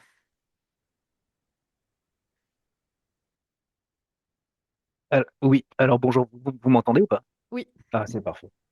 La vidéo ne passe pas, pardon. Peut-être que j'ai mal. Non, non, bah oui, j'écoutais attentivement. Je ne sais pas si je peux. Je dois répondre à une question ou pas là, non, j'ai pas l'impression. C'était juste pour me présenter. Donc, je suis un collègue de Nicolas, c'est Ruti, qui travaille chez Terra Innovia. Il intervient juste après, je pense. Et moi, en ce qui me Moi, concerne, alors je suis pas en Bretagne, mais j'ai bien entendu le voisin, puisque moi, je m'occupe de la région Normandie pour Terra Innovia, donc en tant qu'ingénieur régional, donc avec une approche également connaissance sur les ITK, les problématiques diverses et variées. On essaye d'optimiser les réponses qu'on peut faire aux techniciens et agriculteurs. Voilà. ok. Alors, la plupart des réponses avaient été déjà répondues. Il en restait deux. Donc, surtout une remarque d'une personne qui est en Camargue, et apparemment depuis plusieurs années. Le colza est semé en automne par drone dans les rizières pour bénéficier du couvert apporté par les pailles de riz et ne pas avoir à supprimer ces dernières qui sont brûlées habituellement. Et du coup, le colza fleurit très tôt, apparemment, grâce à cette technique. Et il y avait juste une question voilà, sur les traitements phytosanitaires. Quelle est la différence entre le conventionnel par rapport au biologique? Peut-être je peux donner un avis hein, sur le conventionnel par rapport au bio. J'ai cité donc quelques produits dans mon diaporama là, de biocontrôle qui existent effectivement euh, pour gérer les limaces, bon, ça fonctionne. Par contre, pour gérer les maladies, ça reste beaucoup plus difficile et on ne peut pas utiliser du biocontrôle seul. Donc on associe toujours à une demi-dose au moins de produits classiques fongicides pour assurer une efficacité suffisante. Donc, c'est des produits qui existent, mais qui ont quand même une efficacité limitée, qui peuvent peut-être permettre d'optimiser des doses. Voilà. Pour la partie fongicide, pour l'instant, c'est essentiellement ça qu'on a. Puis, il y avait des questions, alors peut-être tout le monde a vu la réponse, mais sur les régulateurs, hein, je ne sais pas si Jean, du coup, tu voudrais répondre à la question. Moi, j'ai mis une réponse dans le chat. Hein. C'est effectivement des substances essentiellement fongicides, donc qui ont aussi une fonction de gestion des maladies qui arriveraient précocement, mais qui ont une caractéristique de ben, limiter la croissance des organes ou endurcir pour limiter les risques de verse dans les situations où on a une forte densité de colza. Donc voilà, c'est dans ce cadre-là que c'est utilisé. C'est très bien répondu. J'ai pas beaucoup plus de compléments. C'est largement minoritaire hein, en règle générale ce type d'application régulation fongicide à l'automne ou en sortie d'hiver. Enfin, ce qu'on appelle sortie d'hiver, c'est février-mars. Et si on peut peut-être reprendre une petite question rapide pour toi, Stan, quelle est la température minimale pour que la nectarification commence sur le colza? Alors ouais, j'ai pas effectivement là ce que j'ai montré dans ma slide, c'était une moyenne des températures. J'aurais pu faire des estimations de température minimale, mais du coup je l'ai pas encore, enfin, j'ai jamais analysé ça. Mais bon, donc je j'ai pas de réponse précise. Par contre, bon, j'imagine que de toute façon comme l'abeille ne butine pas en dessous de 12 degrés, on dit. Bon, c'est la température minimale. À mon avis, pour le colza, ça doit être quelque chose de similaire.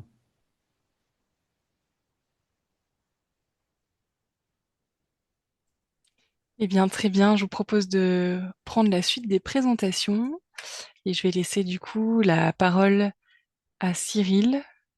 Cyril, si tu peux, ouais, super. Et Marion pour 20 minutes sur la partie écotoxicologique.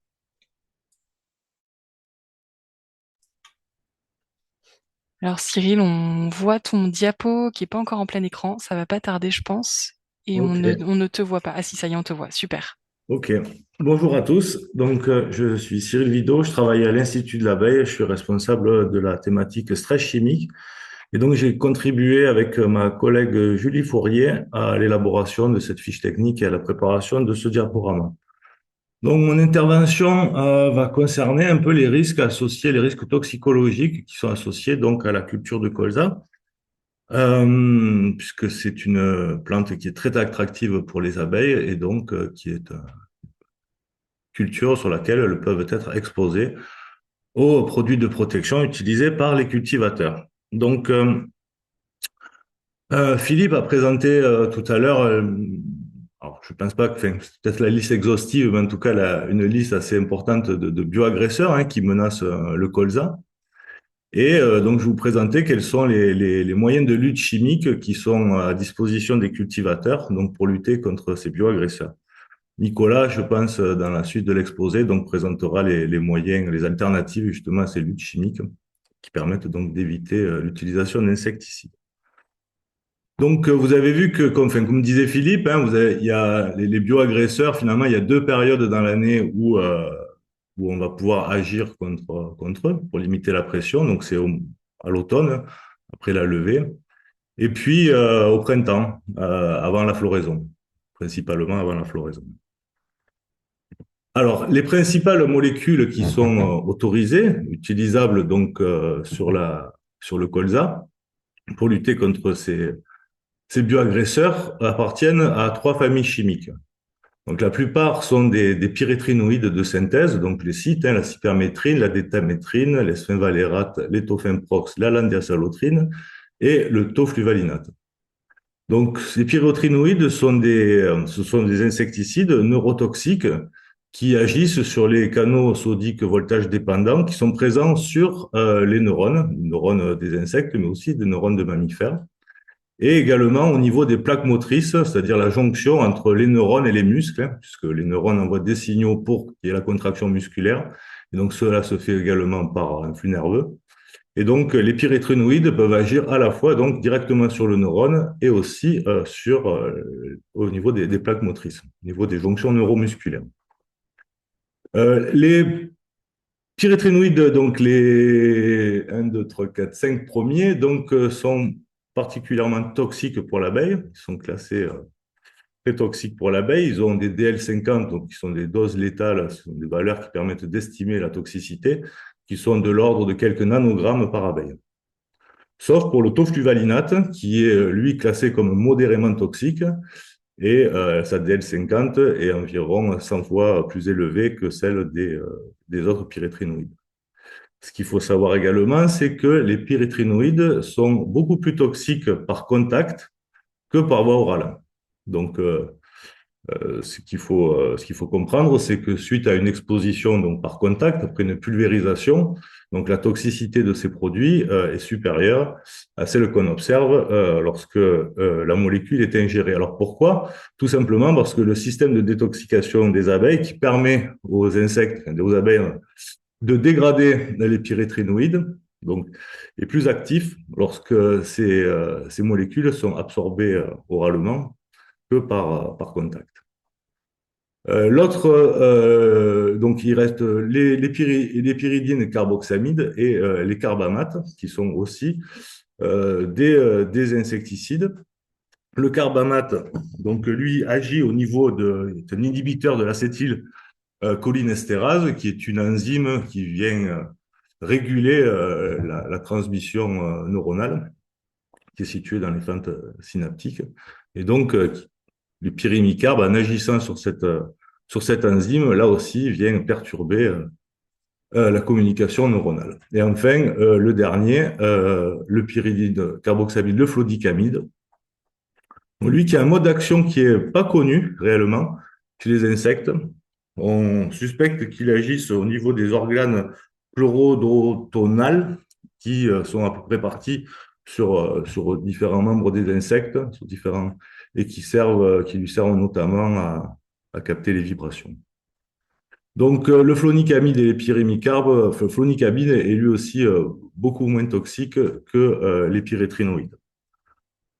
Donc, si on regarde quels sont les produits qui sont utilisés pour lutter contre tel bioagresseur, donc c'est un tableau que j'ai réalisé à partir d'une extraction du guide réalisé par Terra Innovia hein, sur Colza. Là, je crois que vous avez en ligne dans le chat là, le lien pour voir ce guide. Donc, on s'aperçoit que finalement, les pyrétrinoïdes sont utilisés ou utilisables contre la plupart des bioagresseurs. Seuls le flonicamide et le pyrémicarbe ne sont exclusivement utilisés que sur le puceron.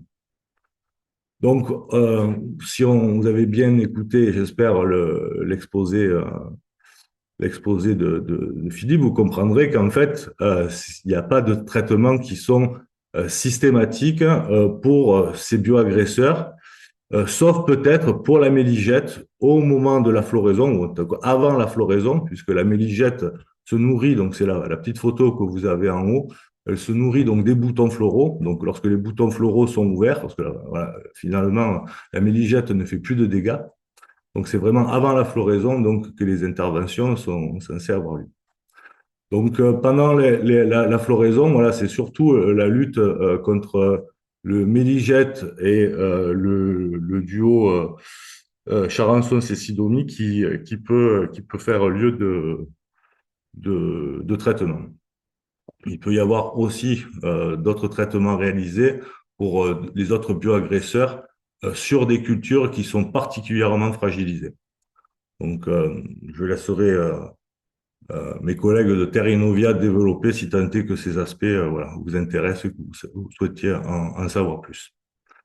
Donc, des produits qui sont essentiellement utilisés donc à l'automne, donc à une période de l'année où évidemment la culture n'est pas attractive, mais qui néanmoins peut être à l'origine d'un risque toxicologique si les applications sont réalisées dans des conditions qui favorisent la dérive et donc l'exportation de ces molécules en dehors des parcelles traitées et possiblement vers des zones de butinage.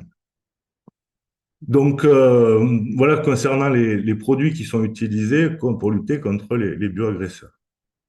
Donc, là aussi, Philippe vous l'a dit, il n'y a pas que, enfin, il y a d'autres menaces. Il y a des maladies qui menacent aussi la culture du colza. Donc, la principale est le sclérotinia. Alors là aussi, plusieurs familles de produits sont utilisables.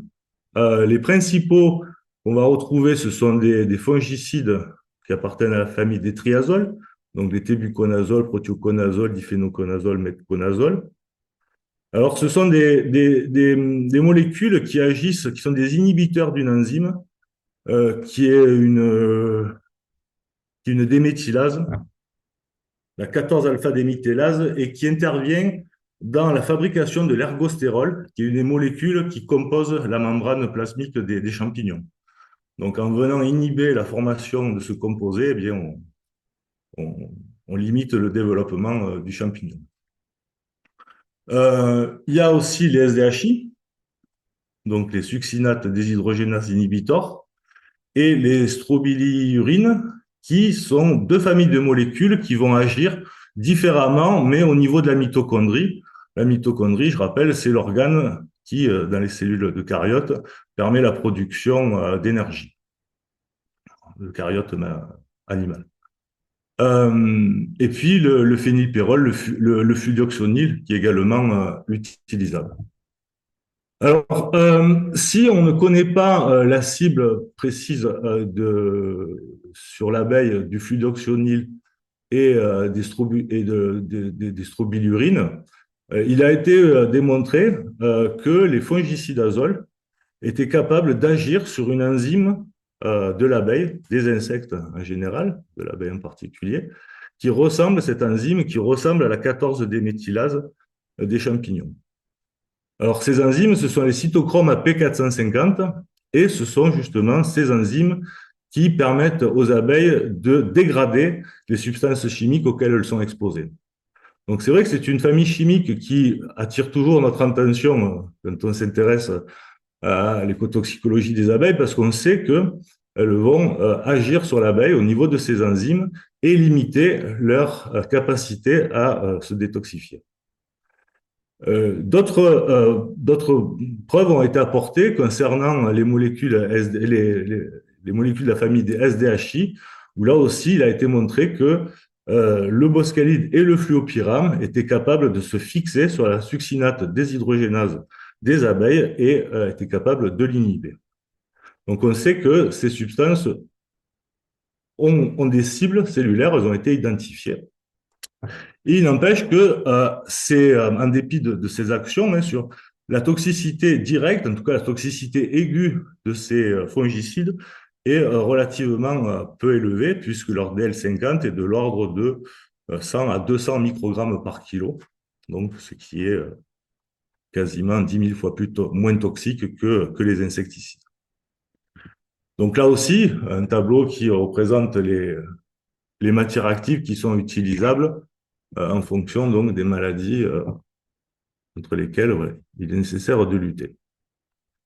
Donc les périodes d'application, on a vu qu'il peut y avoir des applications qui sont faites avant la floraison, mais il y a aussi des applications qui peuvent être réalisées pendant la floraison. Alors surtout pour le sclérotinia, on a entendu, surtout en fin de floraison, au moment de la chute des premiers pétales. Donc, ce sont des substances que l'on va pouvoir retrouver, auxquelles les abeilles vont pouvoir être exposées, en tout cas au moment donc, où elles vont butiner les parcelles de colza. Alors, vous n'êtes pas sans savoir, j'espère, que dans le réseau RESAPI, on dispose d'un outil qui est l'Observatoire des résidus de pesticides et qui nous permet donc de collecter des références sur la contamination, sur l'exposition des abeilles aux polluants environnementaux, notamment grâce à la collecte d'échantillons de pollen, d'abeilles, enfin de différentes matrices qu'on analyse par la suite. Et donc, ces analyses nous permettent de savoir quelles molécules on retrouve et quelles sont leurs concentrations.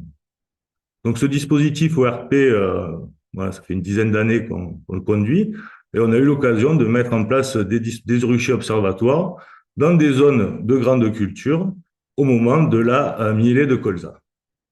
Et donc, je vous affichais le tableau des molécules qu'on retrouve les plus fréquemment, c'est-à-dire les molécules qu'on va retrouver dans plus de 10% des échantillons. Donc, vous avez vu, il y en a 7 là, je crois, mais en fait, dans notre jeu de données, on a plus d'une trentaine de molécules qui ont été retrouvées pendant cette période, mais la plupart sont retrouvées voilà, de manière anecdotique. Là, celles-ci, ce sont vraiment celles qu'on retrouve très fréquemment. Donc, sur les 210 échantillons de pollen donc, qui ont été collectés dans différents sites voilà, au moment de la mielée de colza, on voit que ce sont le premier qui arrive en tête, c'est le prothioconazole, donc fameux fongicidazole, suivi du tébuconazole, donc présent dans 30% des échantillons. Puis viennent les deux molécules, enfin le fongicide SDHI, boscalide et fluoropyrame, qu'on retrouve dans un peu plus de 25% des échantillons. Vous pouvez, et puis le metconazole qu'on retrouve dans 18% des échantillons. Vous pouvez constater également que dans ces jeux de données, dans ces résultats, on a retrouvé également 2 herbicides qui sont le métolachlore et la pendiméthaline, alors qui sont au moment de la mielée de colza, si on en croit nos collègues, qui sont plus utilisés. Et donc, ce qui nous fait dire aussi qu'évidemment, au moment de la mielée de colza, les abeilles sont exposées aux produits qui peuvent être appliqués sur cette culture, mais que, évidemment, même si c'est une culture très attractive, elles peuvent aussi aller butiner d'autres ressources végétales qui sont cultivées ou non cultivées. Et concernant les cultivées, qui peuvent être traitées elles aussi avec d'autres produits qui ne sont pas appliqués sur colza. Donc, c'est très difficile de faire le tri finalement sur quelles sont les molécules voilà, qu'on retrouve au moment de la mielée de colza et qui sont véritablement liées aux applications de colza. En tout cas, ces résultats semblent logiques, hein, puisque finalement, les principaux fongicides utilisés sur colza et les principaux fongicides SDHI retrouvés sur colza font partie donc sont sur le podium, là sont les 4 premières substances qu'on retrouve. Cyril, je me permets de te couper. Il reste 2 minutes pour que tu conclues, pour passer la Ouais, parole à Marion. ça va aller très vite. Donc, comment protéger les abeilles contre le risque toxicologique? Donc, il existe un outil qui a été développé par la label Befriendly qui s'appelle Toxibis et qui permet donc de classer les molécules en fonction de leur toxiscore. Le toxiscore est un indicateur qui prend en compte deux, de, de particularités des molécules, leur toxicité intrinsèque, c'est ce qu'on appelle l'indicateur de danger, et leurs propriétés physico-chimiques qui vont définir leur capacité à persister dans l'environnement, à être dégradé, etc.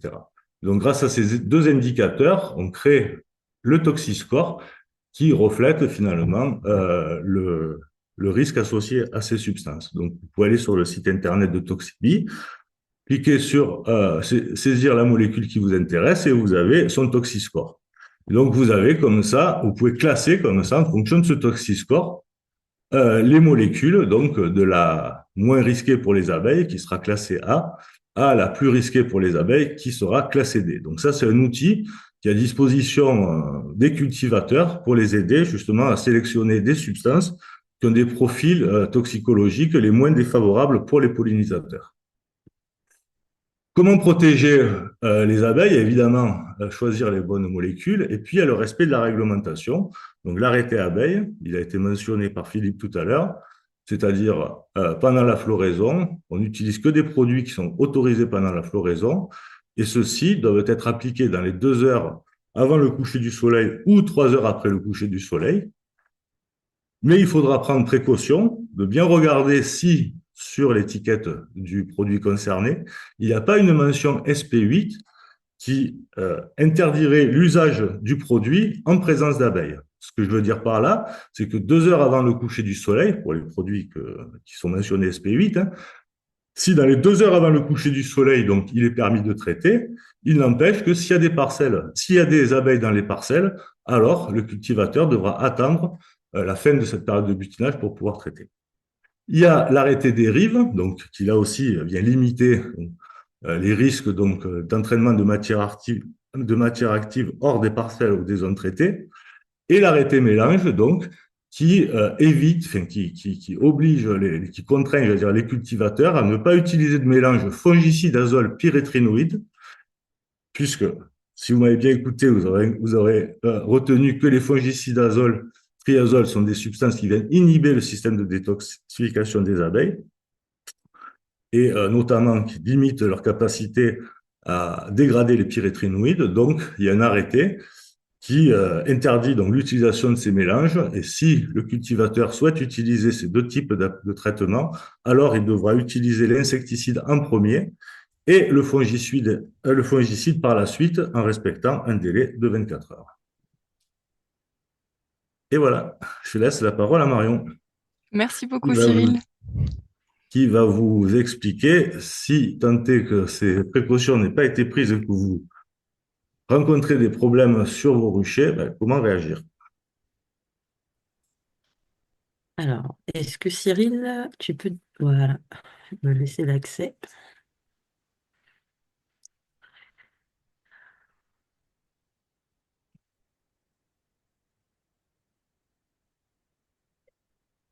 Vous voyez mon écran?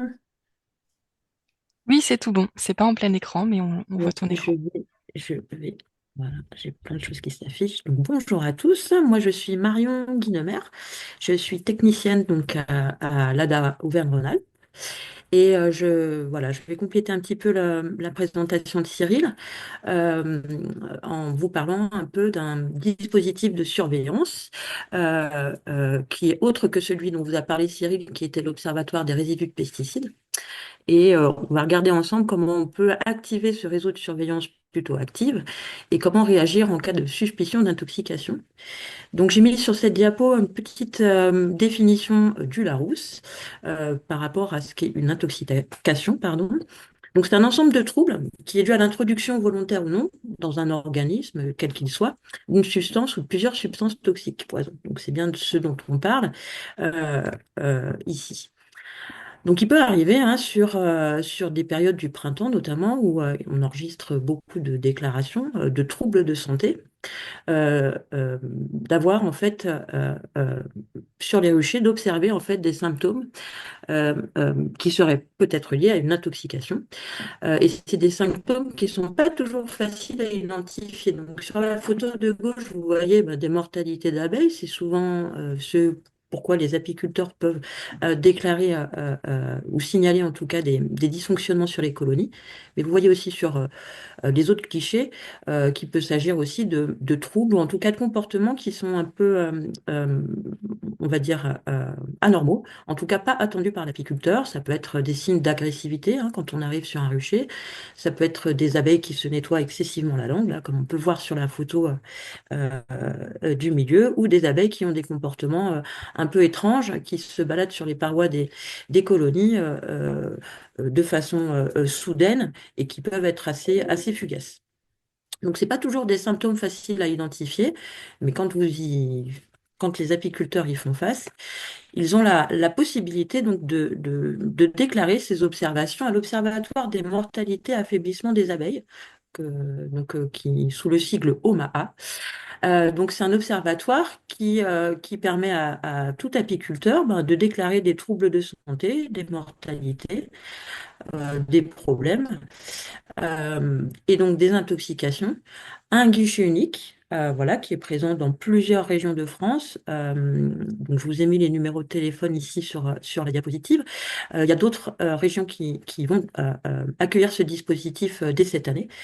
Tous les numéros de téléphone ne sont pas à jour, mais vous pouvez appeler 7 jours sur 7 et ce sur toute l'année, le guichet unique dans votre région et déclarer des événements qui vous semblent liés à une suspicion d'intoxication. Donc cet observatoire, en fait, il a pour objectif déjà de mieux recenser les événements de santé qui sont observés dans chaque région de France et dans les ruchers, permettre de caractériser l'état de santé du cheptel et émettre des alertes en cas de recrudescence de troubles anormaux dans le temps ou dans l'espace. Et ce dispositif doit permettre de mieux comprendre les affaiblissements et les mortalités qui sont observées par les apiculteurs à l'échelle autant individuelle que collective. Donc, quand vous appelez ce dispositif, donc le guichet unique, vous avez au téléphone un vétérinaire qui est diplômé en pathologie apicole et qui peut prendre en compte votre déclaration. Cette déclaration peut être suivie d'une investigation. Mais dès qu'on voit des symptômes qui vous semblent anormaux, les premiers réflexes à observer, c'est déjà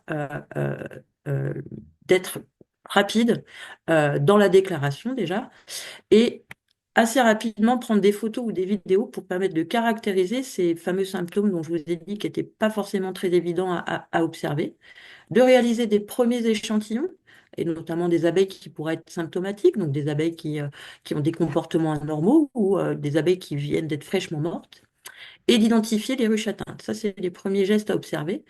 Parce que plus vous êtes rapide dans la détection de ces symptômes, et notamment en cas de suspicion d'intoxication, et plus on se met plus on met des chances de notre côté pour pouvoir identifier là où les molécules qui ont pu être à l'origine de ces comportements ou ces mortalités. Donc, c'est un peu la course contre la montre parce qu'on sait aussi que dans les matrices apicoles, les molécules peuvent se dégrader assez rapidement. Et donc, voilà, ces premiers gestes, ces premiers bons réflexes à observer quand vous observez des choses anormales, voilà, ce sont ces trois choses: prendre des photos, des vidéos, réaliser des premiers échantillons et identifier les ruches qui sont atteintes par ces symptômes. Donc ensuite, vous pouvez appeler donc le guichet unique de l'Observatoire de mortalité et affaiblissement des abeilles, l'OMA.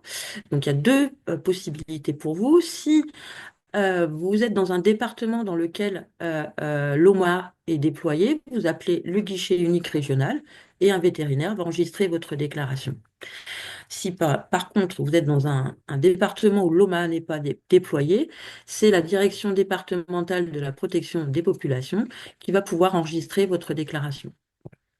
Mais d'ici quelques mois, l'ensemble du territoire, en tout cas métropolitain, sera équipé de cet observatoire et vous pourrez appeler le guichet unique. Voilà. pour l'instant, il y a deux dispositifs qui cohabitent, mais dans les mois qui vont venir, l'ensemble de l'observatoire sera déployé sur le territoire français. Donc, pour faciliter, une fois que vous avez appelé l'observatoire, que vous avez eu un vétérinaire, on peut déclencher une investigation et l'étude de votre cas. Donc, en fait, c'est la visite qui est faite par un vétérinaire, hein, euh, euh, qui peut venir sur le rucher et investiguer, en tout cas, essayer de voir quelles sont les raisons qui ont provoqué des troubles sur vos ruchers.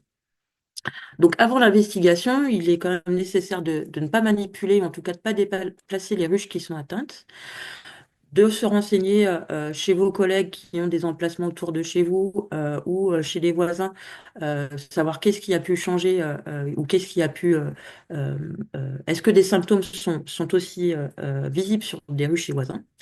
Et puis, vous commencez à rassembler des informations concernant le rucher.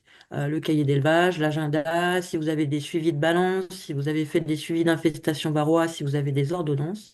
Vous pouvez rassembler tout ça pour faciliter l'investigation par le vétérinaire que vous allez recevoir sur votre rucher. Et pendant l'investigation, il y a un premier état des lieux qui est fait par l'investigateur. Les colonies que vous avez identifiées précédemment peuvent être ouvertes et visitées afin que le vétérinaire puisse effectuer un diagnostic clinique et des prélèvements peuvent être faits sur des abeilles mortes ou symptomatiques, mais on peut aussi élargir les prélèvements à d'autres matrices que sont le pollen, le pain d'abeille, la cire ou le miel. Et suite à la visite du rucher, il y a un rapport individuel qui va être adressé à l'apiculteur et qui est établi par le vétérinaire investigateur. Voilà. Donc pour vous aider, pour aller un peu plus loin sur les démarches de déclaration et puis d'investigation, le réseau des Adalides SAP a travaillé il y a quelques années sur un guide pour vous accompagner et avoir les bons réflexes et savoir réagir en cas de mortalité massive aiguë et affaiblissement de colonies. C'est un travail qui avait été financé par Interthérapie. Je vous ai mis le lien là en bas de l'écran. Et vous pouvez aussi avoir plus d'informations sur le dispositif OMA en allant sur le site internet que je vous ai indiqué et évidemment prendre en note les numéros de téléphone qui concernent votre région. Et un petit conseil, bah, c'est toujours d'avoir un peu ce numéro dans votre camion ou dans votre véhicule pour pouvoir alerter assez rapidement le dispositif en cas de suspicion d'intoxication. Voilà. Et j'ai fini ma présentation. J'espère ne pas avoir été trop longue. Voilà. Merci beaucoup Marion. On va laisser la place maintenant à Nicolas pour la dernière présentation sur des pratiques innovantes pour réduire l'usage des insecticides. J'en profite pour prévenir qu'on va sûrement réduire un peu, même beaucoup, la période de questions-réponses en fin de webinaire pour pouvoir rester dans les horaires qu'on avait définis. Pour autant, n'hésitez pas à poser vos questions, vous l'avez sûrement vu. Il y en a beaucoup qui sont répondus par écrit. Toute l'équipe est derrière pour pouvoir apporter des réponses. Donc, faut quand même pas hésiter. Voilà. Je te laisse la parole, Nicolas. Merci beaucoup. Donc, Nicolas Cerruti, moi je travaille à Terrainnovia, donc l'Institut technique des Oléopros. Et je vais vous parler en fait d'un projet qu'on appelle Concerto, qui fait suite au projet R2D2 que vous avez peut-être entendu parler sur les plateaux de Bourgogne. Donc moi je travaille sur les aspects biodiversité à l'Institut et depuis une dizaine d'années maintenant en fait je travaille sur ce type d'approche pour voir comment accompagner les producteurs à réduire les insecticides.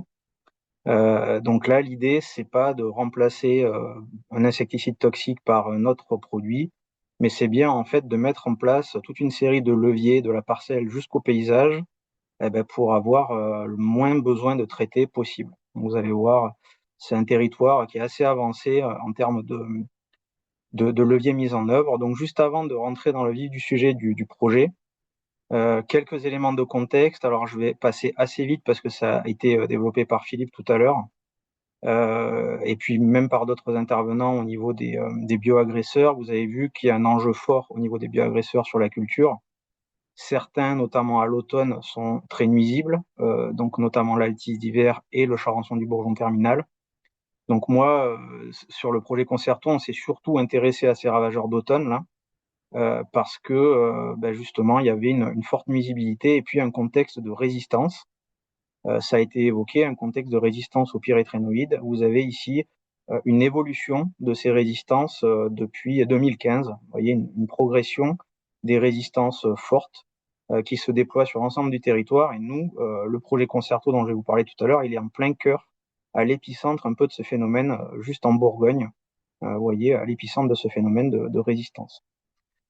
Donc en fait, ces résistances sont en expansion et les producteurs, au démarrage du projet, sont venus nous trouver en fait parce qu'ils ne pouvaient plus cultiver cette culture-là. Ils appliquaient des produits qui perdaient en efficacité et ils étaient complètement débordés en fait par ces ravageurs d'automne. Ce qui a fait que nous, on s'est intéressé aussi à comprendre ce qui se passait et comment est-ce qu'on pouvait les aider, les accompagner pour trouver une solution à ces impasses. Donc il y a aussi d'autres aspects qui font qu'on s'intéresse à de nouvelles approches. C'est déjà le fait que les agriculteurs, on essaye qu'ils soient de moins en moins dépendants en fait de ces solutions disponibles. Vous savez qu'il y a un contexte aussi de retrait de matières actives, d'homologation, de non-réapprobation en fait de molécules, ou alors des besoins de dérogation. Tout ça, ça crée aussi pour les producteurs des situations inconfortables. Et donc, on essaye aussi de les accompagner pour être moins dépendants de toute cette chimie. Voilà, donc juste pour commencer par ça. Et donc, pourquoi s'intéresser à des approches territoriales? Parce que, comme par exemple pour la gestion de l'eau, qui est un bien commun, moi je pense qu'on a beaucoup à faire au niveau des ravageurs de culture, parce que c'est ensemble, parce que c'est une nuisance un peu collective. Les ravageurs sur un territoire sont mobiles, ils ont des rayons d'action en fait de plusieurs kilomètres. Ils utilisent parfois plusieurs ressources, plusieurs plantes hôtes, et aussi ils utilisent pas uniquement les parcelles, mais les habitats qui sont autour des parcelles. Et donc, si on veut travailler ces questions-là, on a tout intérêt en fait avec les agriculteurs à se mettre autour d'une table et à réfléchir à des leviers pour déployer en commun, en concertation. De la même façon, si on veut travailler donc sur les auxiliaires de culture, qui sont un des leviers d'action qu'on peut actionner pour réduire les populations de ravageurs, eh bien, tout comme pour les pollinisateurs, on a tout intérêt à travailler sur les habitats naturels, sur les ressources fleuries, et à ne pas juste se focaliser sur les parcelles agricoles. Donc là, je vous ai mis une publi en fait qui traite en fait de cette question finalement de dire donc sharing the burden, c'est partager le fardeau. C'est plus on a finalement on va dire de colza dans l'environnement, moins on a de pression en fait sur un champ de colza, puisqu'on a un effet de dilution des populations de ravageurs et une atténuation des dégâts sur la culture. Donc nous, vous allez voir, on va jouer aussi sur ce levier de moduler en fait la ressource disponible pour les insectes avec des plantes de service, pour finalement réduire les pressions sur le colza et aussi, vous allez voir, limiter les populations des ravageurs. Donc on parle d'action collective territoriale, et je pense que c'est vraiment intéressant pour l'avenir, parce que ça permet de déployer de nouvelles approches, de nouvelles méthodes de gestion des ravageurs. Donc là, j'en cite quelques-unes, les plantes pièges, je vais rentrer plus dans le détail tout à l'heure. On a aussi des techniques qu'on dit push and pull, vis-à-vis des ravageurs de culture. Et puis, on a tout ce qui est travail sur les ressources et les habitats disponibles pour les auxiliaires de culture afin de favoriser les régulations biologiques. Donc, vous voyez sur l'illustration, en fait, on travaille en atelier aussi avec les producteurs sur des cartographies, pour réfléchir à des leviers, à l'implémentation de ces leviers à l'échelle de territoire. Donc là, je vous montre en fait pour réduire les populations de ravageurs. Donc je prends l'exemple de l'altise, sans recourir à la chimie. Nous, on a deux grands axes de travail. Ce qu'on appelle les régulations par le haut, top-down. En fait, c'est de favoriser les régulations biologiques par les auxiliaires de culture, pour aller finalement créer un peu un rempart naturel contre les populations, leur intensité et leur fréquence. Et donc là, j'ai mis plusieurs types d'auxiliaires, mais nous, on va surtout travailler sur les micro-hyménoptères parasitoïdes, parce qu'on a sur les ravageurs du colza à peu près une dizaine d'espèces dans les parcelles de colza qui contribuent à la régulation des ravageurs de culture. Quand on a fait des mesures de régulation biologique sur les territoires des plateaux de Bourgogne, il y a environ en 2018, on s'est rendu compte que ces régulations, elles ne se faisaient pas correctement, sans doute liées à l'utilisation des produits qui étaient plus efficaces, en tout cas sur les ravageurs, mais qui continuaient à impacter sans doute la faune auxiliaire. Donc on s'est dit, voilà, c'est une piste de travail privilégiée qu'il faut qu'on favorise par des changements de pratiques et par aussi des aménagements paysagers, je vais y revenir. Vous avez sur le petit graphique en haut, pour 3 types de ravageurs, c'est un peu petit, on voit pas bien, le charançon du bourgeon terminal, le charançon de la tige et l'altise d'hiver, des données de taux de parasitisme par ces hyménoptères, par les principales espèces d'hyménoptères parasitoïdes. Et vous voyez, en fait, alors ça, c'est plusieurs années qui sont sommées dans ces graphiques-là, mais c'est pour vous montrer qu'on peut aller, par exemple, sur l'altise d'hiver jusqu'à 80% en fait, de potentiel de régulation, donc c'est assez important. Donc c'est intéressant d'actionner tout ça. Par contre, parfois j'entends dire, voilà, si on laisse faire la nature, ça va fonctionner. Moi, je pense que ce qui est important de faire, c'est pas de laisser faire la nature, c'est de mettre en place en fait des solutions pour que le potentiel naturel puisse s'exprimer. Il y a des actions à faire, vous allez le voir sur un territoire. Et puis ensuite, des régulations qui se font par le bas, par la ressource. Donc là, je vais vous le détailler par la suite, mais c'est un concept qu'on a appelé interculture piège piloté. C'est en fait l'utilisation d'une espèce de crucifère qui est le radis chinois pour piéger en fait naturellement les altises et éviter de recourir à la chimie. Donc je vous le détaillerai par la suite. Donc maintenant, si on rentre dans le cœur du projet, donc je vous l'ai dit, il succède au projet R2D2. R2D2, il a commencé en 2019 et donc là, on repart cette année pour 6 ans avec le projet Concerto. C'est un projet défi XP3, donc l'objectif, c'est bien de réduire les insecticides dans les systèmes agricoles. On est sur un partenariat avec la Ligue de protection des oiseaux, un centre permanent d'initiative à l'environnement, Yonne et Nièvre, et puis la Chambre d'agriculture de Lyon. Donc pourquoi avoir choisi aussi des partenaires type LPO et CPIE? En fait, c'est pour aider les agriculteurs à déployer des aménagements paysagers, des haies, des bandes fleuries, pour accompagner aussi le dépôt de dossiers pour des financements sur les haies, etc. Et pour la gestion technique aussi de ces habitats, parce que c'est pas le cœur de métier de Terra Innovia. Donc voilà, on s'est entouré aussi d'acteurs qui travaillent sur ces thématiques-là. Donc on est au cœur d'une zone d'environ 1000 hectares, avec 6 agriculteurs dans le cœur de la zone, et puis 3 agriculteurs qui sont satellites, qui sont un peu en pourtour de zone, mais qui eux aussi travaillent avec nous et mettent en place des leviers à leur échelle sur leur ferme. Donc le but déjà du projet, c'était au démarrage, c'était d'essayer de refaire du colza, parce qu'on était tombé vraiment très bas en termes de surface. On avait à peu près 60 hectares de colza sur un potentiel de 200. Donc Stan vous a montré c'est l'évolution des surfaces, qui a eu de grosses chutes. Donc nous, dans Lyon, il y a eu effectivement au niveau départemental des chutes spectaculaires du colza suite justement à l'acquisition des résistances des altises et des charançons aux pyrétrénoïdes. Donc en fait, je vous montre ce schéma qui, je pense, reprend bien ce qu'on a réussi à mettre en place en termes de stratégie contre l'altise d'hiver et le CBT dans le cadre du projet. Donc vous voyez qu'on n'est pas du tout dans la substitution d'un produit, comme je vous disais tout à l'heure, par autre chose, mais bien dans la mise en place de remparts un peu successifs contre les populations de la parcelle jusqu'au paysage. Donc si on considère en fait une population d'altise, ici que j'ai mis, on va imaginer que c'est une population qui est sur l'ensemble du territoire, eh bien on va essayer in fine d'en avoir le moins possible sur le colza, donc que j'ai représenté ici en bas à droite. Et donc un des premiers leviers le plus en amont qu'on va travailler, c'est tout ce qui est contrôle biologique. Donc on va travailler sur l'alimentation des parasitoïdes des ravageurs du colza en travaillant sur un réseau de bandes fleuries pluriannuelles qu'on déploie à l'échelle du territoire. On va aussi travailler sur des changements de pratiques. Par exemple, on sait que le travail du sol est préjudiciable à l'émergence des adultes de parasitoïdes qui font une partie de leur cycle dans le sol. Donc on va limiter le travail du sol et travailler donc en semi-direct. On avait 2 agriculteurs qui faisaient du semi-direct. On en a deux autres là aujourd'hui qui se mettent aussi à cette pratique-là. Et donc c'est assez impactant. On va dire c'est assez intéressant parce que c'est je dirais un des premiers facteurs qui va impacter la survie des parasitoïdes.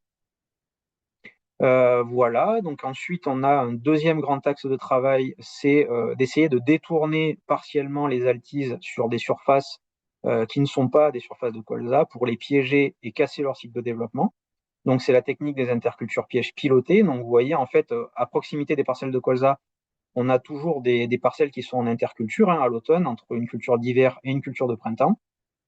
Et on a des agriculteurs qui ont des couverts d'interculture avec différentes espèces. On a eu l'idée, en fait, d'introduire du radis chinois dans ces couverts. Pourquoi du radis chinois? Donc, on a fait différents tests, mais le radis chinois est une plante particulièrement attractive pour les altises, qui va donc faire acquérir à ces couverts d'interculture une nouvelle fonctionnalité, celle de capter, de piéger une partie des individus qui vont se fixer en fait sur ces intercultures-là, pondre dans les radis.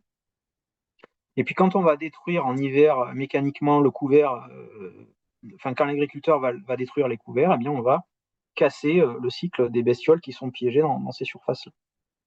Donc pour moi, c'est vraiment un des leviers très intéressants parce que ça permet vraiment quand on travaille avec un collectif, de mettre en place beaucoup d'hectares et on peut vraiment capter beaucoup d'individus sur ces espaces-là. J'y reviens juste après.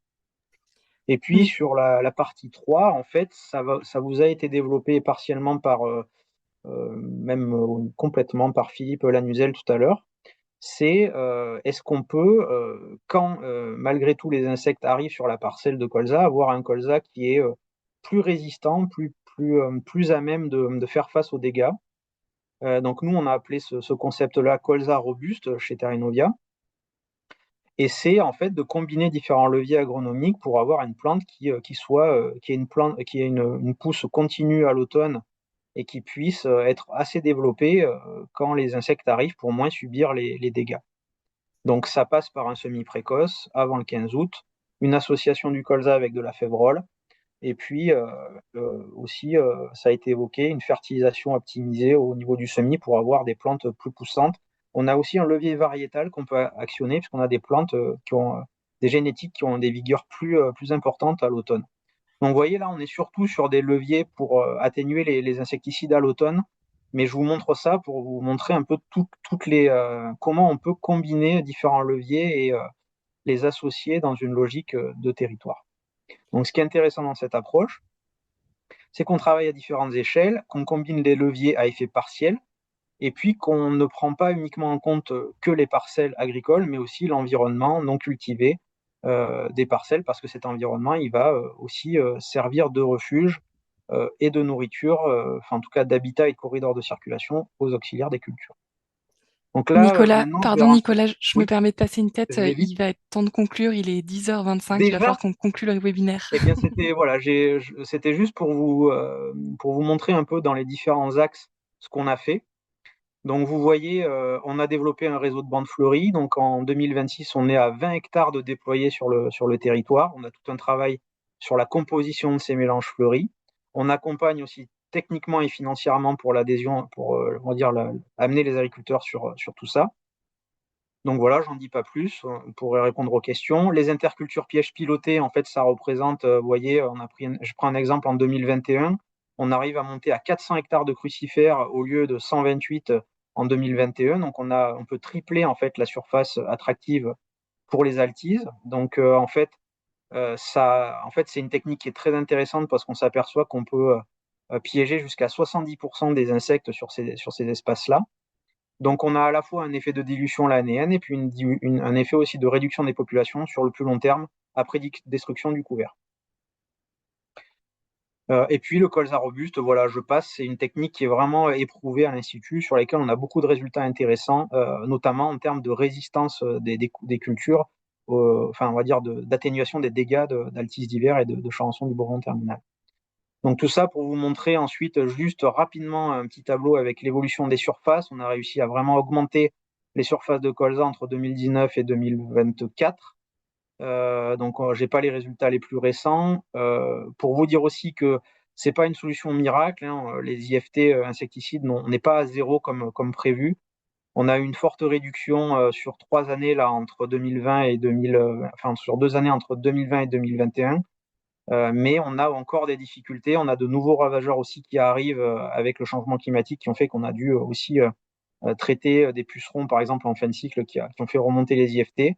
Mais par contre, on a bien augmenté aussi les rendements grâce à ces techniques-là, en passant de 1,5 à presque 3 tonnes par hectare de rendement du colza, donc un objectif atteint en tout cas sur le fait de refaire de la culture du colza sur le territoire, et puis on poursuit on va dire le travail pour réduire les insecticides. Donc voilà, je termine juste en vous disant que l'approche collective, je pense que c'est vraiment un truc très intéressant pour essayer de réduire les insecticides avec les agriculteurs. Et en tout cas, voilà, nous, c'est un projet sur lequel on investit sur le long terme. Voilà, j'ai essayé de faire un peu vite, désolé pour la fin. Si vous Merci avez des beaucoup, Nicolas. questions, donc n'hésitez pas. Je sais pas si on a encore un peu de temps du coup. On va devoir conclure, je pense. Déjà? Il y a peu de questions. Il est Ok, 10h28. On pourrait rester dans le ok. timing. Je pense que je vais directement conclure. Il y a très peu de questions qui sont restées sans réponse dans le chat et il Mhm. n'y a pas de nouvelles questions qui sont arrivées sur ta Bon, présentation directement.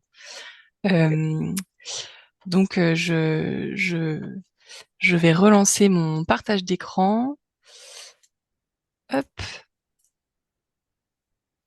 Alors, un petit mot pour conclure, pour déjà un grand merci pour l'ensemble des interventions qui ont été données aujourd'hui.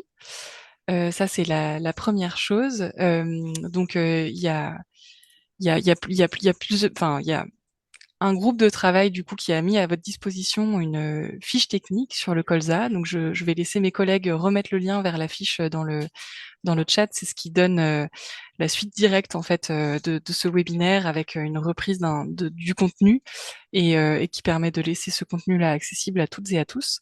Donc, on vous envoie également un petit formulaire à remplir pour avoir vos avis par rapport à l'organisation du webinaire. Ça, c'est ce qui nous aide à nous roder et vous proposer des choses les mieux possibles pour les futurs webinaires qui pourront être proposés par le réseau.